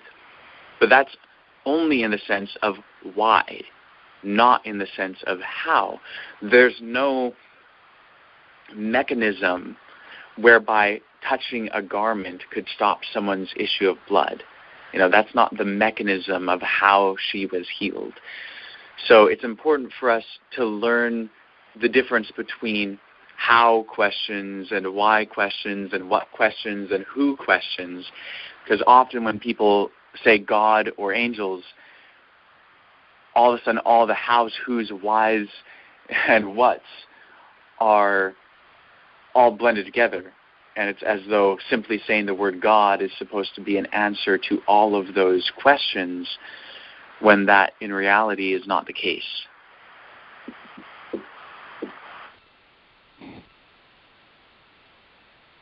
Okay, I'm still kind of confused, because I thought, okay, so back to the resurrection. I thought the resurrection was true in the history by the historians aspect, and then there's no such a concept of supernatural event. But now, Teresa just mentioned, Joy said it was by the angel. Now I'm confused. Is that the Tautan message? Was that really angel did it, or based on NGY, or based on you were just saying that there's no supernatural event? You see what I meant? There's one part of what you, like one phrase that you said that I wasn't able to make out, but I'll tell you how I'm understanding your question, and then you let me know if I have it right, and if you need to say anything else so that I can understand, then go ahead and do that.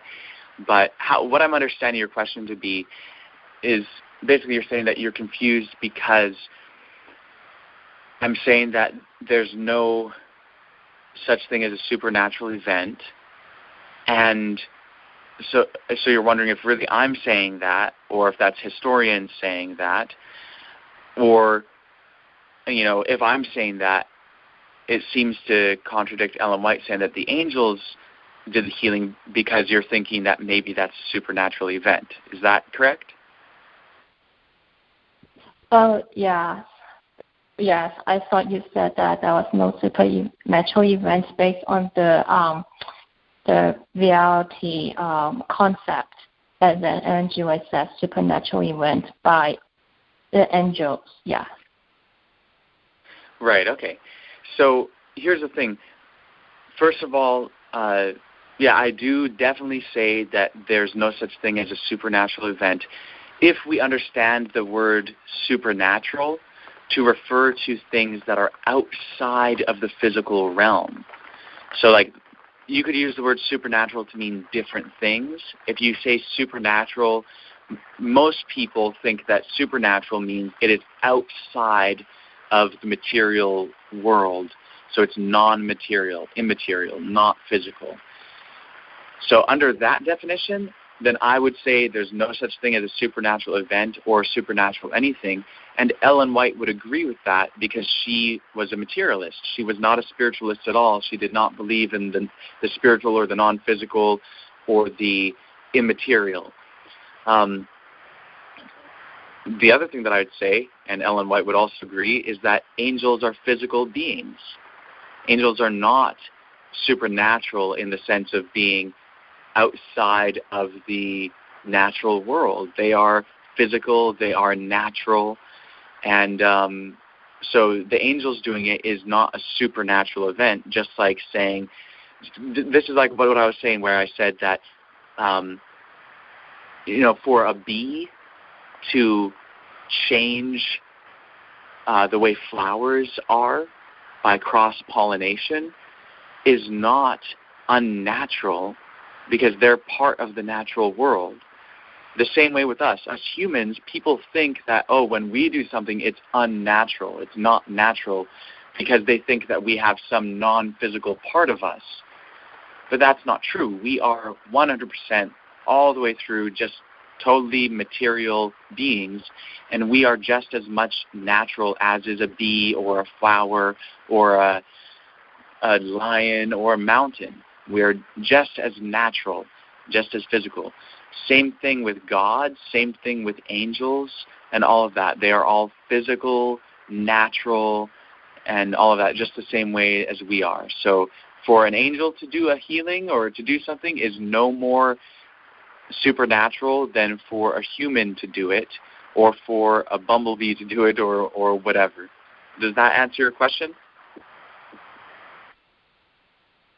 Oh, yeah, thank you. We listen that again. Thank you. Yeah, there's just so many different little concepts that is not really clear to me. So in order to make a big picture, I'm just like, but thanks. Yeah. Okay, yeah, sure. No, that's fine. I understand that these changes of thought can be challenging, especially when we're used to operating within a certain paradigm, a certain way of thinking. It's hard to think that really there's no true distinction between natural and unnatural and all of that when we're really used to thinking that way. But, we can always talk about it more and contemplate it more, and I'm sure we'll all come to understand it for sure, so long as we're willing. Are there any other comments or questions from anyone? So her faith enabled the angels to do something. That's one way to put it. Yeah, she's basically showing that it would be actually beneficial for her. So, yeah.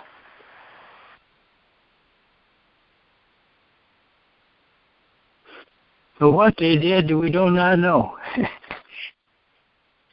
Or how they did it. Or if they did it. That's another question. So this is all to be investigated. I'm kind of interested if anyone here, do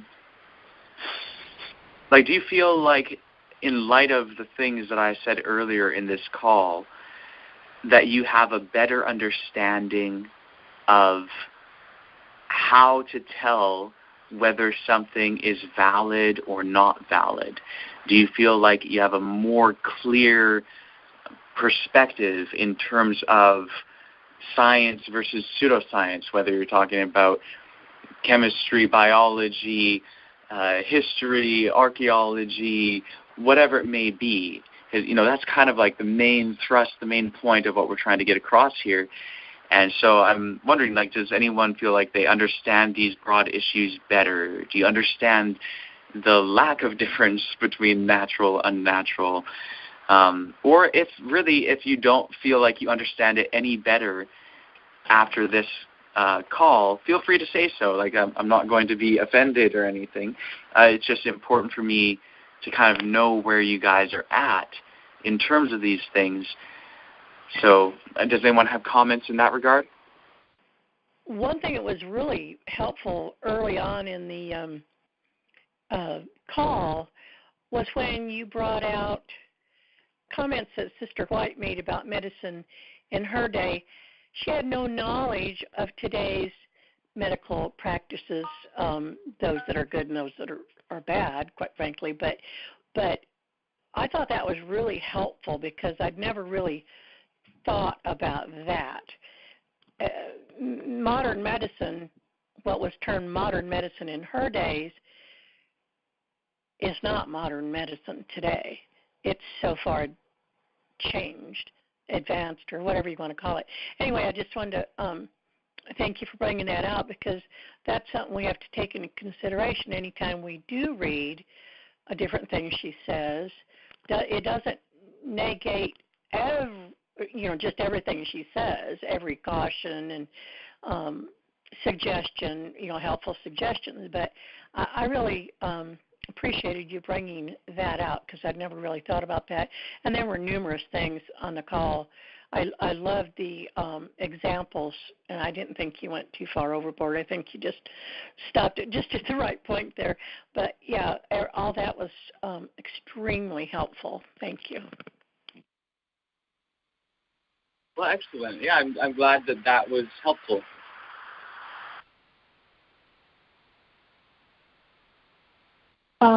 So from my understanding about if the information is valid or not, based on the knowledge what I've been learning here from you, and also the website Evidence Science Basing, pretty much if the truth is valid, it can be tested again and again, and it should be 100% or mostly right. If stuff that is not valid, that cannot pass the test. Like a group of people, if using a group of people for experiment, that would not be have 100% or actually result. And that's why we are doing the virgin birth investigation and look at different kind of accounts. And so I would highly recommend whoever listening to me now go back to the study and see how you investigate. So basically, can we have the true enough information to prove that about the virgin birth? So if the virgin birth was true, then it should pass the test, and we should not be afraid to test it. Absolutely. Amen. Yeah, that's exactly it. Just like with medicine, how the way to tell whether something's a valid medicine or not is whether it stands up to tests, to scrutiny, and so on. Same thing with historical questions like the virgin birth. And definitely, those studies that we had were really using rigorous methods to find out whether it happened or not. And so I definitely recommend for everyone to go back over those studies.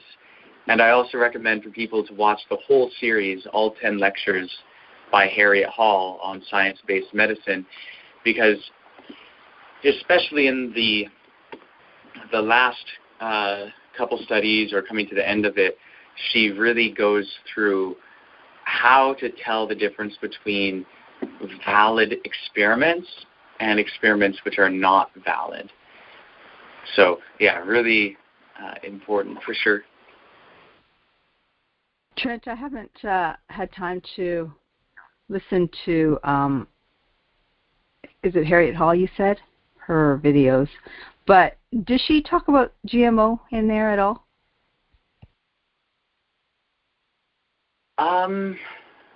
Probably. I'm trying to remember. I think she does. I don't think it's like a main topic or anything, but if I recall, and maybe someone else here will recall more clearly, but I think that she mentions it. Yeah. Okay, I can ask Walter because I think he watched it. But yeah, most of the stuff you covered has been repetitive, right? From the Silver Trumpet tract. However, I think the GMO topic is something new that you've just brought up, which I'd like to take a look at too and investigate, because being anti-GMO from the past, got to reevaluate and rethink again. So, because GMO versus hybrid, I had a different understanding of it all. But yeah, time to take a look at that. What does GMO Excellent. stand for again? Genetically modified organism.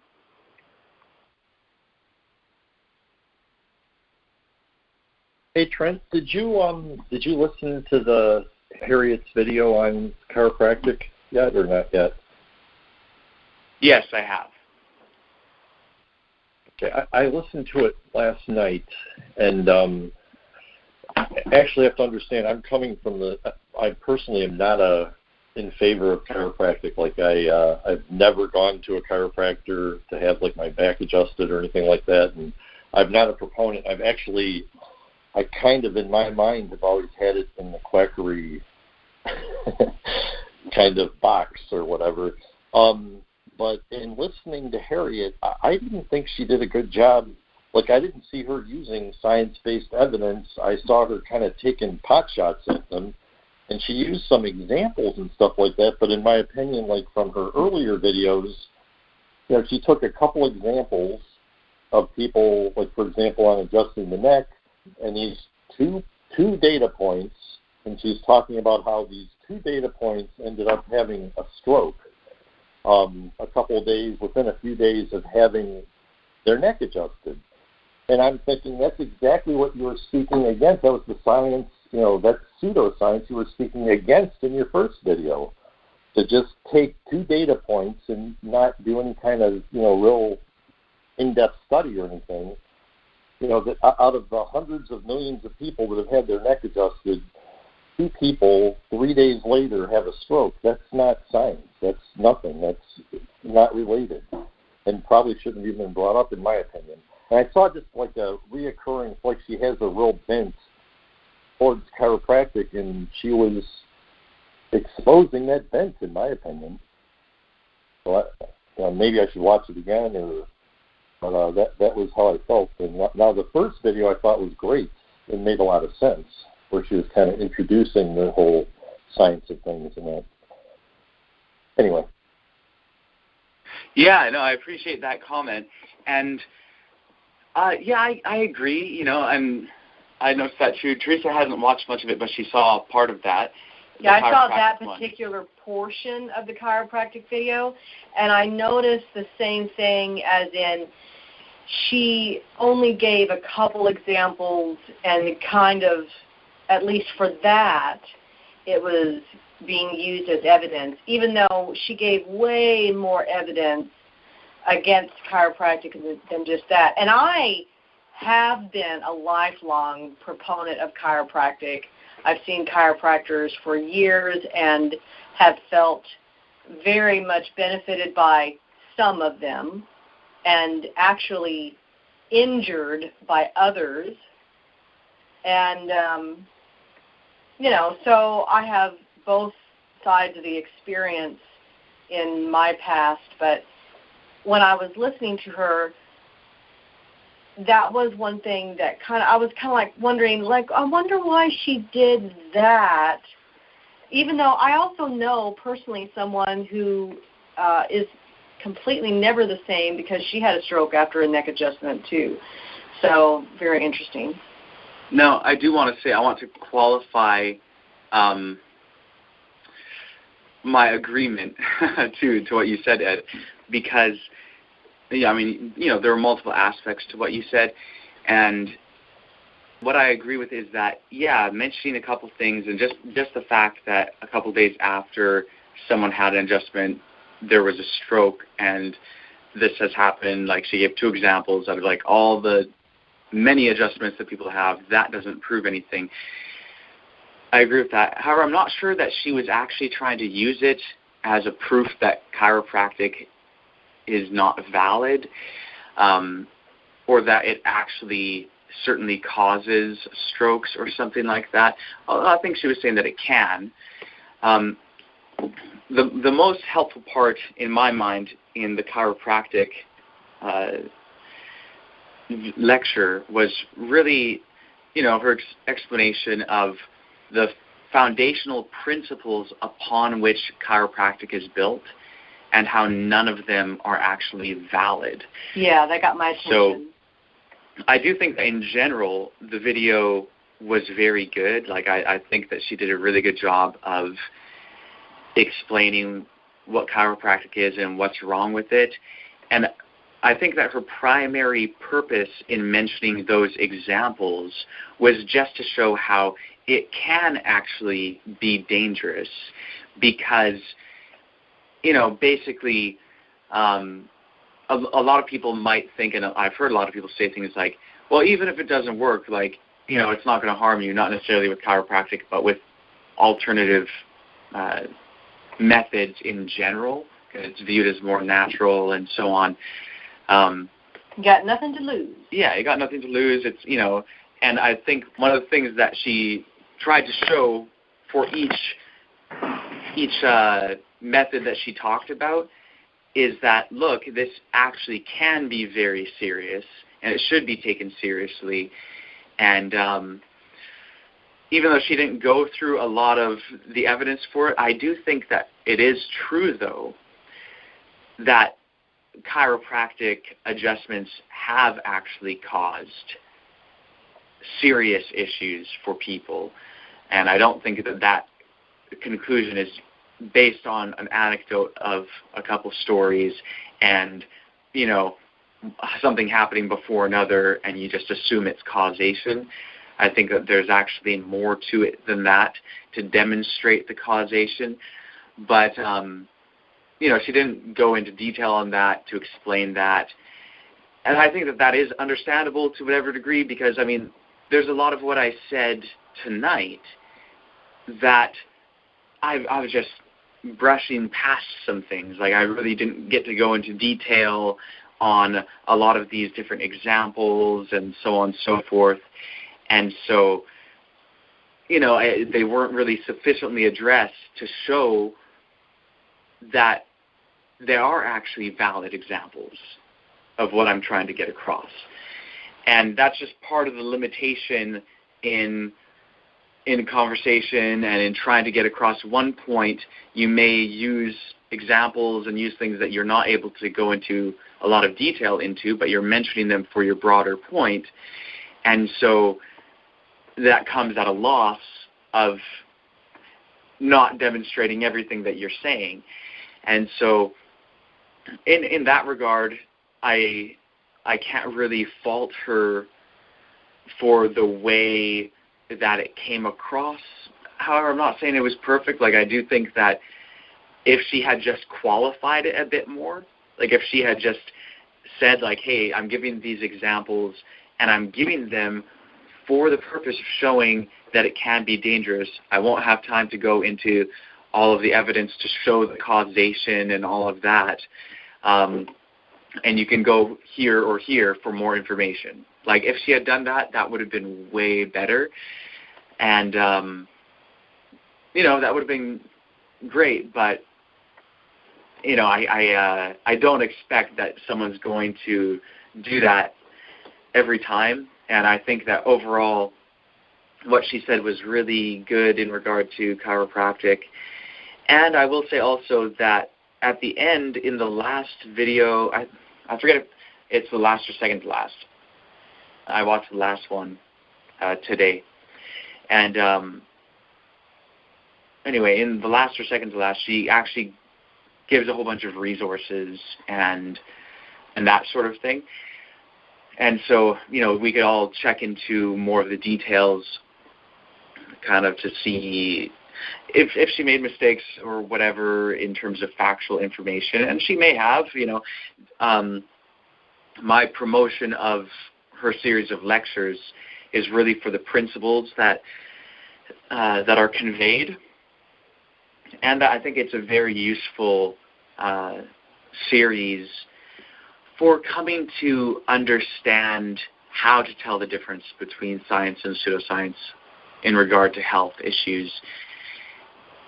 But, yeah, maybe there may very well be things that she got wrong. I don't say that I agree with all of her statements or anything like that. And there were, some even just using certain terms that might offend people, or some of the jokes that she made that are offensive and all of that may not be the most helpful for everyone. I don't think that all of them are wrong necessarily. It's not always wrong to ridicule something. Sometimes it is appropriate to show something as being truly ridiculous or worthy of ridicule, and certainly some of the statements made by Jesus and John the Baptist are examples of positive ridicule, which isn't the same as constructive criticism, but it's actual ridicule, but it has a positive purpose and a positive effect. And I think some of the things that she said, though some may be offended, were probably worth saying to show how, something really is really out there, really outlandish, really not substantial in any way.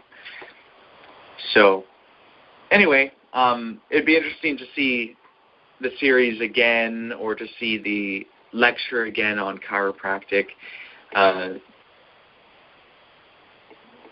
Like for any of us to see it again, I'd be interested to see how I would think about it, seeing it a second time, or how you would think about it, Ed, in seeing it a second time. So anyway, those are my thoughts on the issue.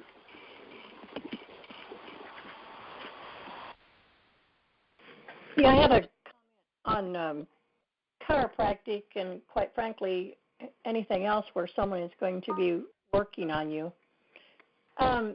One way I know that would be true, that we just need to check out whoever we're going to, because I have been told by more than one chiropractor, and a few others that I know personally have been told, like, here's chiropractor A saying, if you ever go to another chiropractor, don't let him touch your neck. He might break your neck. Don't, because they know there's different skills, that the skills of other chiropractors are developed to different levels, just like a physician. Some chiropractors are just better than others. Some of them should be practicing. I used to work for one that I'm not sure I would have ever considered touching me. So, but the really good ones have warned me, and others, this particular part of your body cannot be adjusted without hurting you.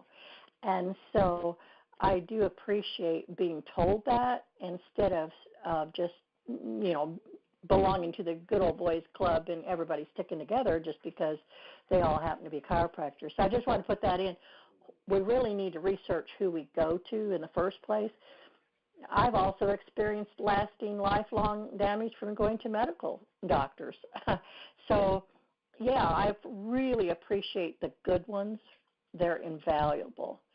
So our research needs to, we're putting our life in somebody's hands. We need to find out, were they a good student? Did they do well? How many successful surgeries have they done? How many bad ones? That, I don't think there's anything wrong with checking them out. Maybe, I just wanted to throw that in there. And, but I certainly would not go to a chiropractor I had not been referred to by somebody. That's all.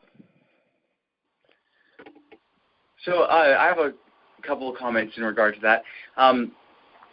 Yeah, I'm sure that there are chiropractors who do more or less damage than other chiropractors, and I'm sure that there are chiropractors that help people, and Harriet Hall mentioned that in her lecture. But she also pointed out that there's really only one technique that chiropractors use that is actually demonstrated to be helpful, and it's a form of spinal manipulation, and it's really only demonstrated to be helpful for lower back pain and can in some instances be helpful for neck pain. But that particular technique is not unique to chiropractic. And if something's not unique to chiropractic, I don't think it'd be good to qualify as chiropractic, because it's also used by physical therapists and some medical doctors and so on.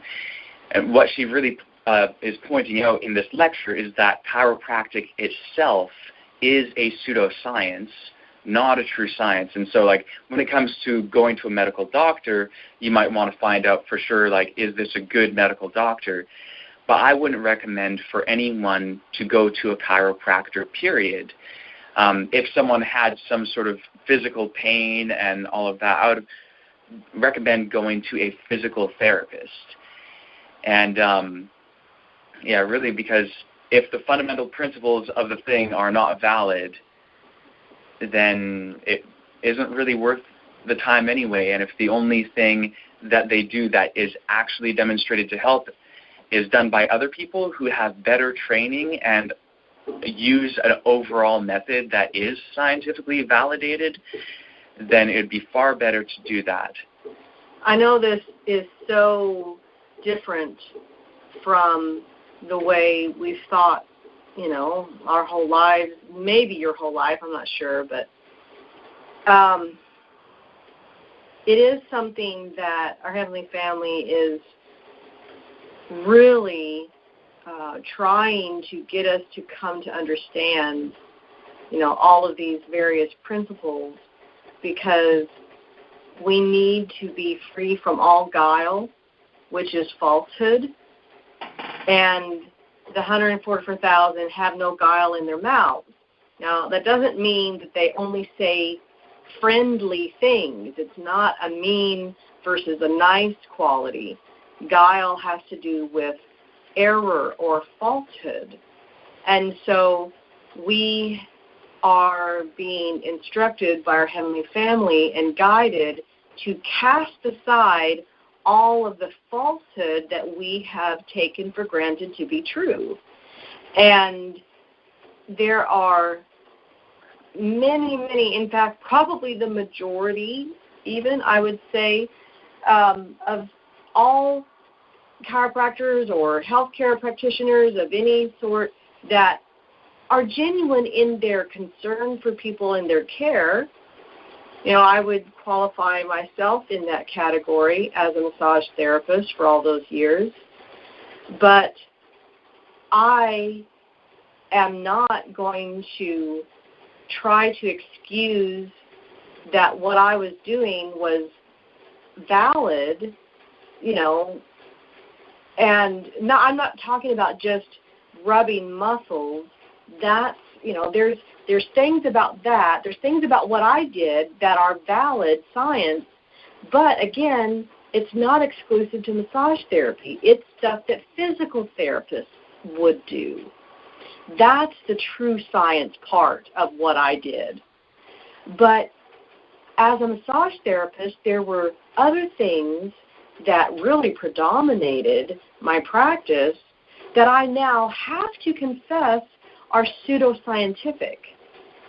And that's disturbing for me because, you know, I thought I was doing all of these valid things and wanting to help people, but I recognize the truth of it, and that the things that I did that actually did help people were not unique to massage therapy.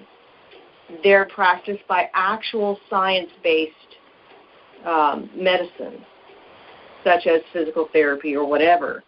And now that I know, I am so glad that, well, I'm so glad that I know. And I'm wanting to cast aside all of my preferences for things because it's what I'm used to or whatever. And, you know, if I was a practicing massage therapist today, I would either have to give up my practice if I was going to continue working the way I was, or I would have to completely change my practice. And I would, you know, I'd get rid of any chart on my wall that had anything to do with meridian lines or reflexology or anything like that. I would not make any claims of treating certain conditions or what have you. You know, I would learn what massage therapy can honestly treat and what it can not treat. And that's how I would have to approach things. And let's just say, worst case scenario, I found out that what I'm doing just can't even be done.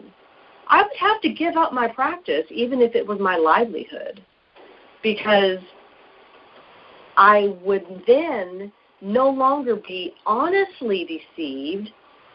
I would be willfully ignoring the evidence. And that's a tough transition to make.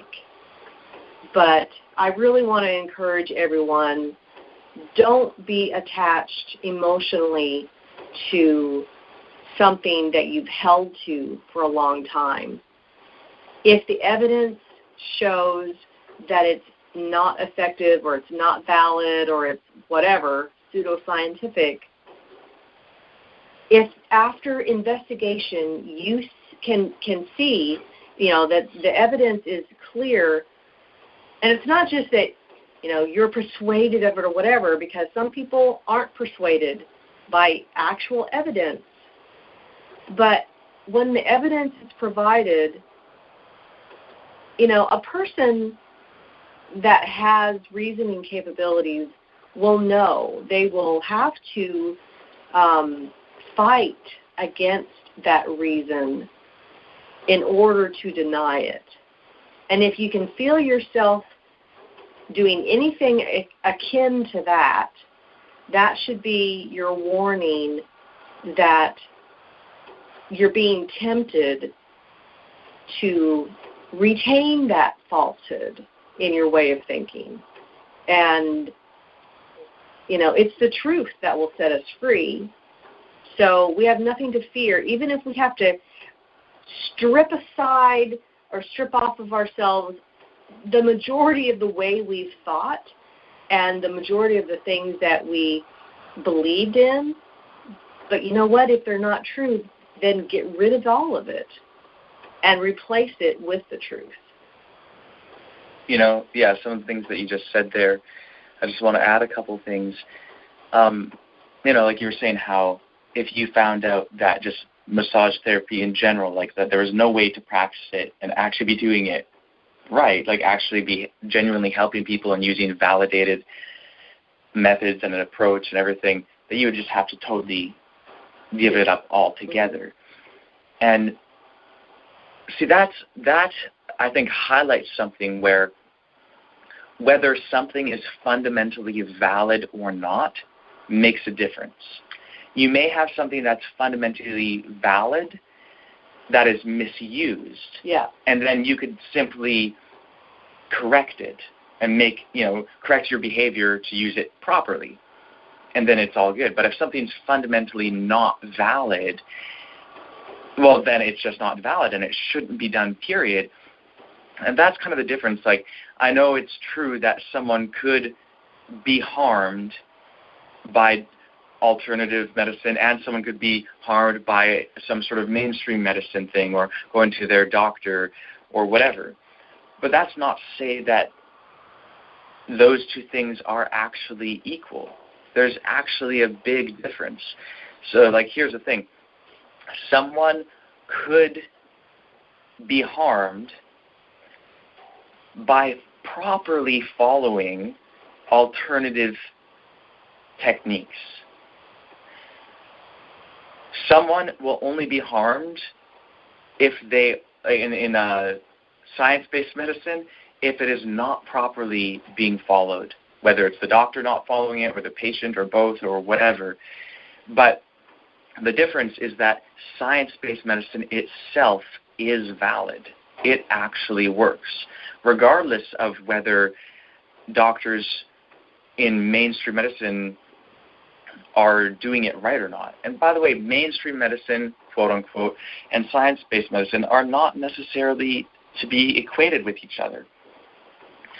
But I will say that mainstream medicine strives to be more science-based. However, alternative medicine has definitely infiltrated the mainstream. And that's this video that I'll send out in the Branch Davidian SDA Facebook group will show that for sure, because clinics and universities, which at one time were very evidence-based, science-based, are now unfortunately teaching pseudoscience as well. Like even like Mayo Clinic and Harvard Medical School. Just about all of them, from what I could see. Yeah, like a whole bunch of them are actually teaching and actually have to teach pseudoscientific health or medical practices. And that's just an awful thing. And just the fact that they're teaching it doesn't make it scientific because they are well-respected universities. And so people who are genuinely interested in scientific medicine decry that situation. So here's the thing. We do have to keep in mind that there is a huge difference. Yes, in mainstream medicine and in science-based medicine, like you may find a doctor who is at a regular clinic, not necessarily promoting things that are recognized as pseudoscience, and that doctor may end up doing something wrong. That doctor may not be genuinely science-based. So we have to be science-based, and we need to find doctors who are. And if our only doctors are not, we should encourage them to become science-based. But the point is the method overall works. When it comes to alternative stuff, now I don't want to just throw everything in a basket together, because there are some alternative things that have simply not been tested yet that may prove to be valid. Once they are tested, they're no longer alternative. Exactly. Once something's shown to work, it's no longer called alternative medicine, it's just called medicine. So, but here's the thing. It's like herbal remedies. That should not be just all considered in a blanket sort of way, oh, well, this is alternative or this is natural or whatever. In fact, I should also say that science-based medicine is natural medicine, and the stuff that people normally call natural medicine often is not natural. The things that people do in alternative health a lot of it is really not what I would necessarily call natural, because a lot of it proposes some sort of non-physical existence, and all of that. So frequencies, and not sound frequencies either, but just energetic frequencies. Yeah. And energy signatures and. Absolutely. So, yeah, basically though, it is important to keep in mind that there's a big difference between science-based medicine and alternative medicine. And even though I don't want to bunch all of alternative medicine together, there's a lot of it that has been studied and actually doesn't work. And I'd say I would not recommend for anyone to go to a chiropractor or a naturopath or a homeopath or anything like that, any of the alternative stuff. I would recommend against that for sure.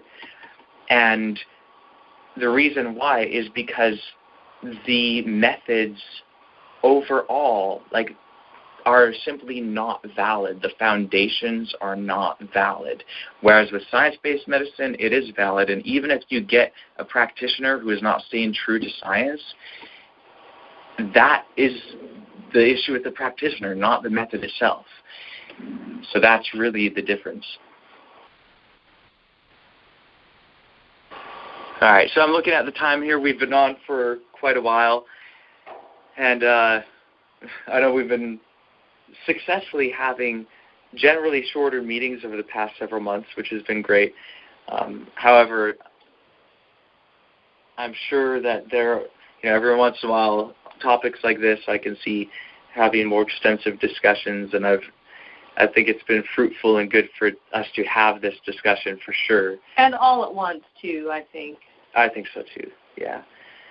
And there's more to discuss in regard to all of this. Like I said, I would love to go through some logical fallacies and for us to understand what they are and how to avoid them and that sort of thing. And you guys can look this up, too. I can just Google logical fallacies, and you'll come up with some good information. And I'll post the links. So anyway, though, since we've been on for so long, I think we should wrap up the meeting.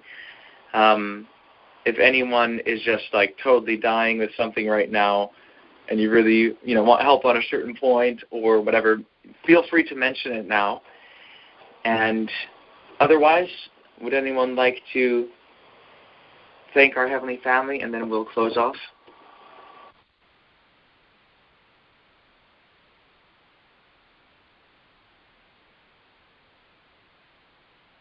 I'll pray.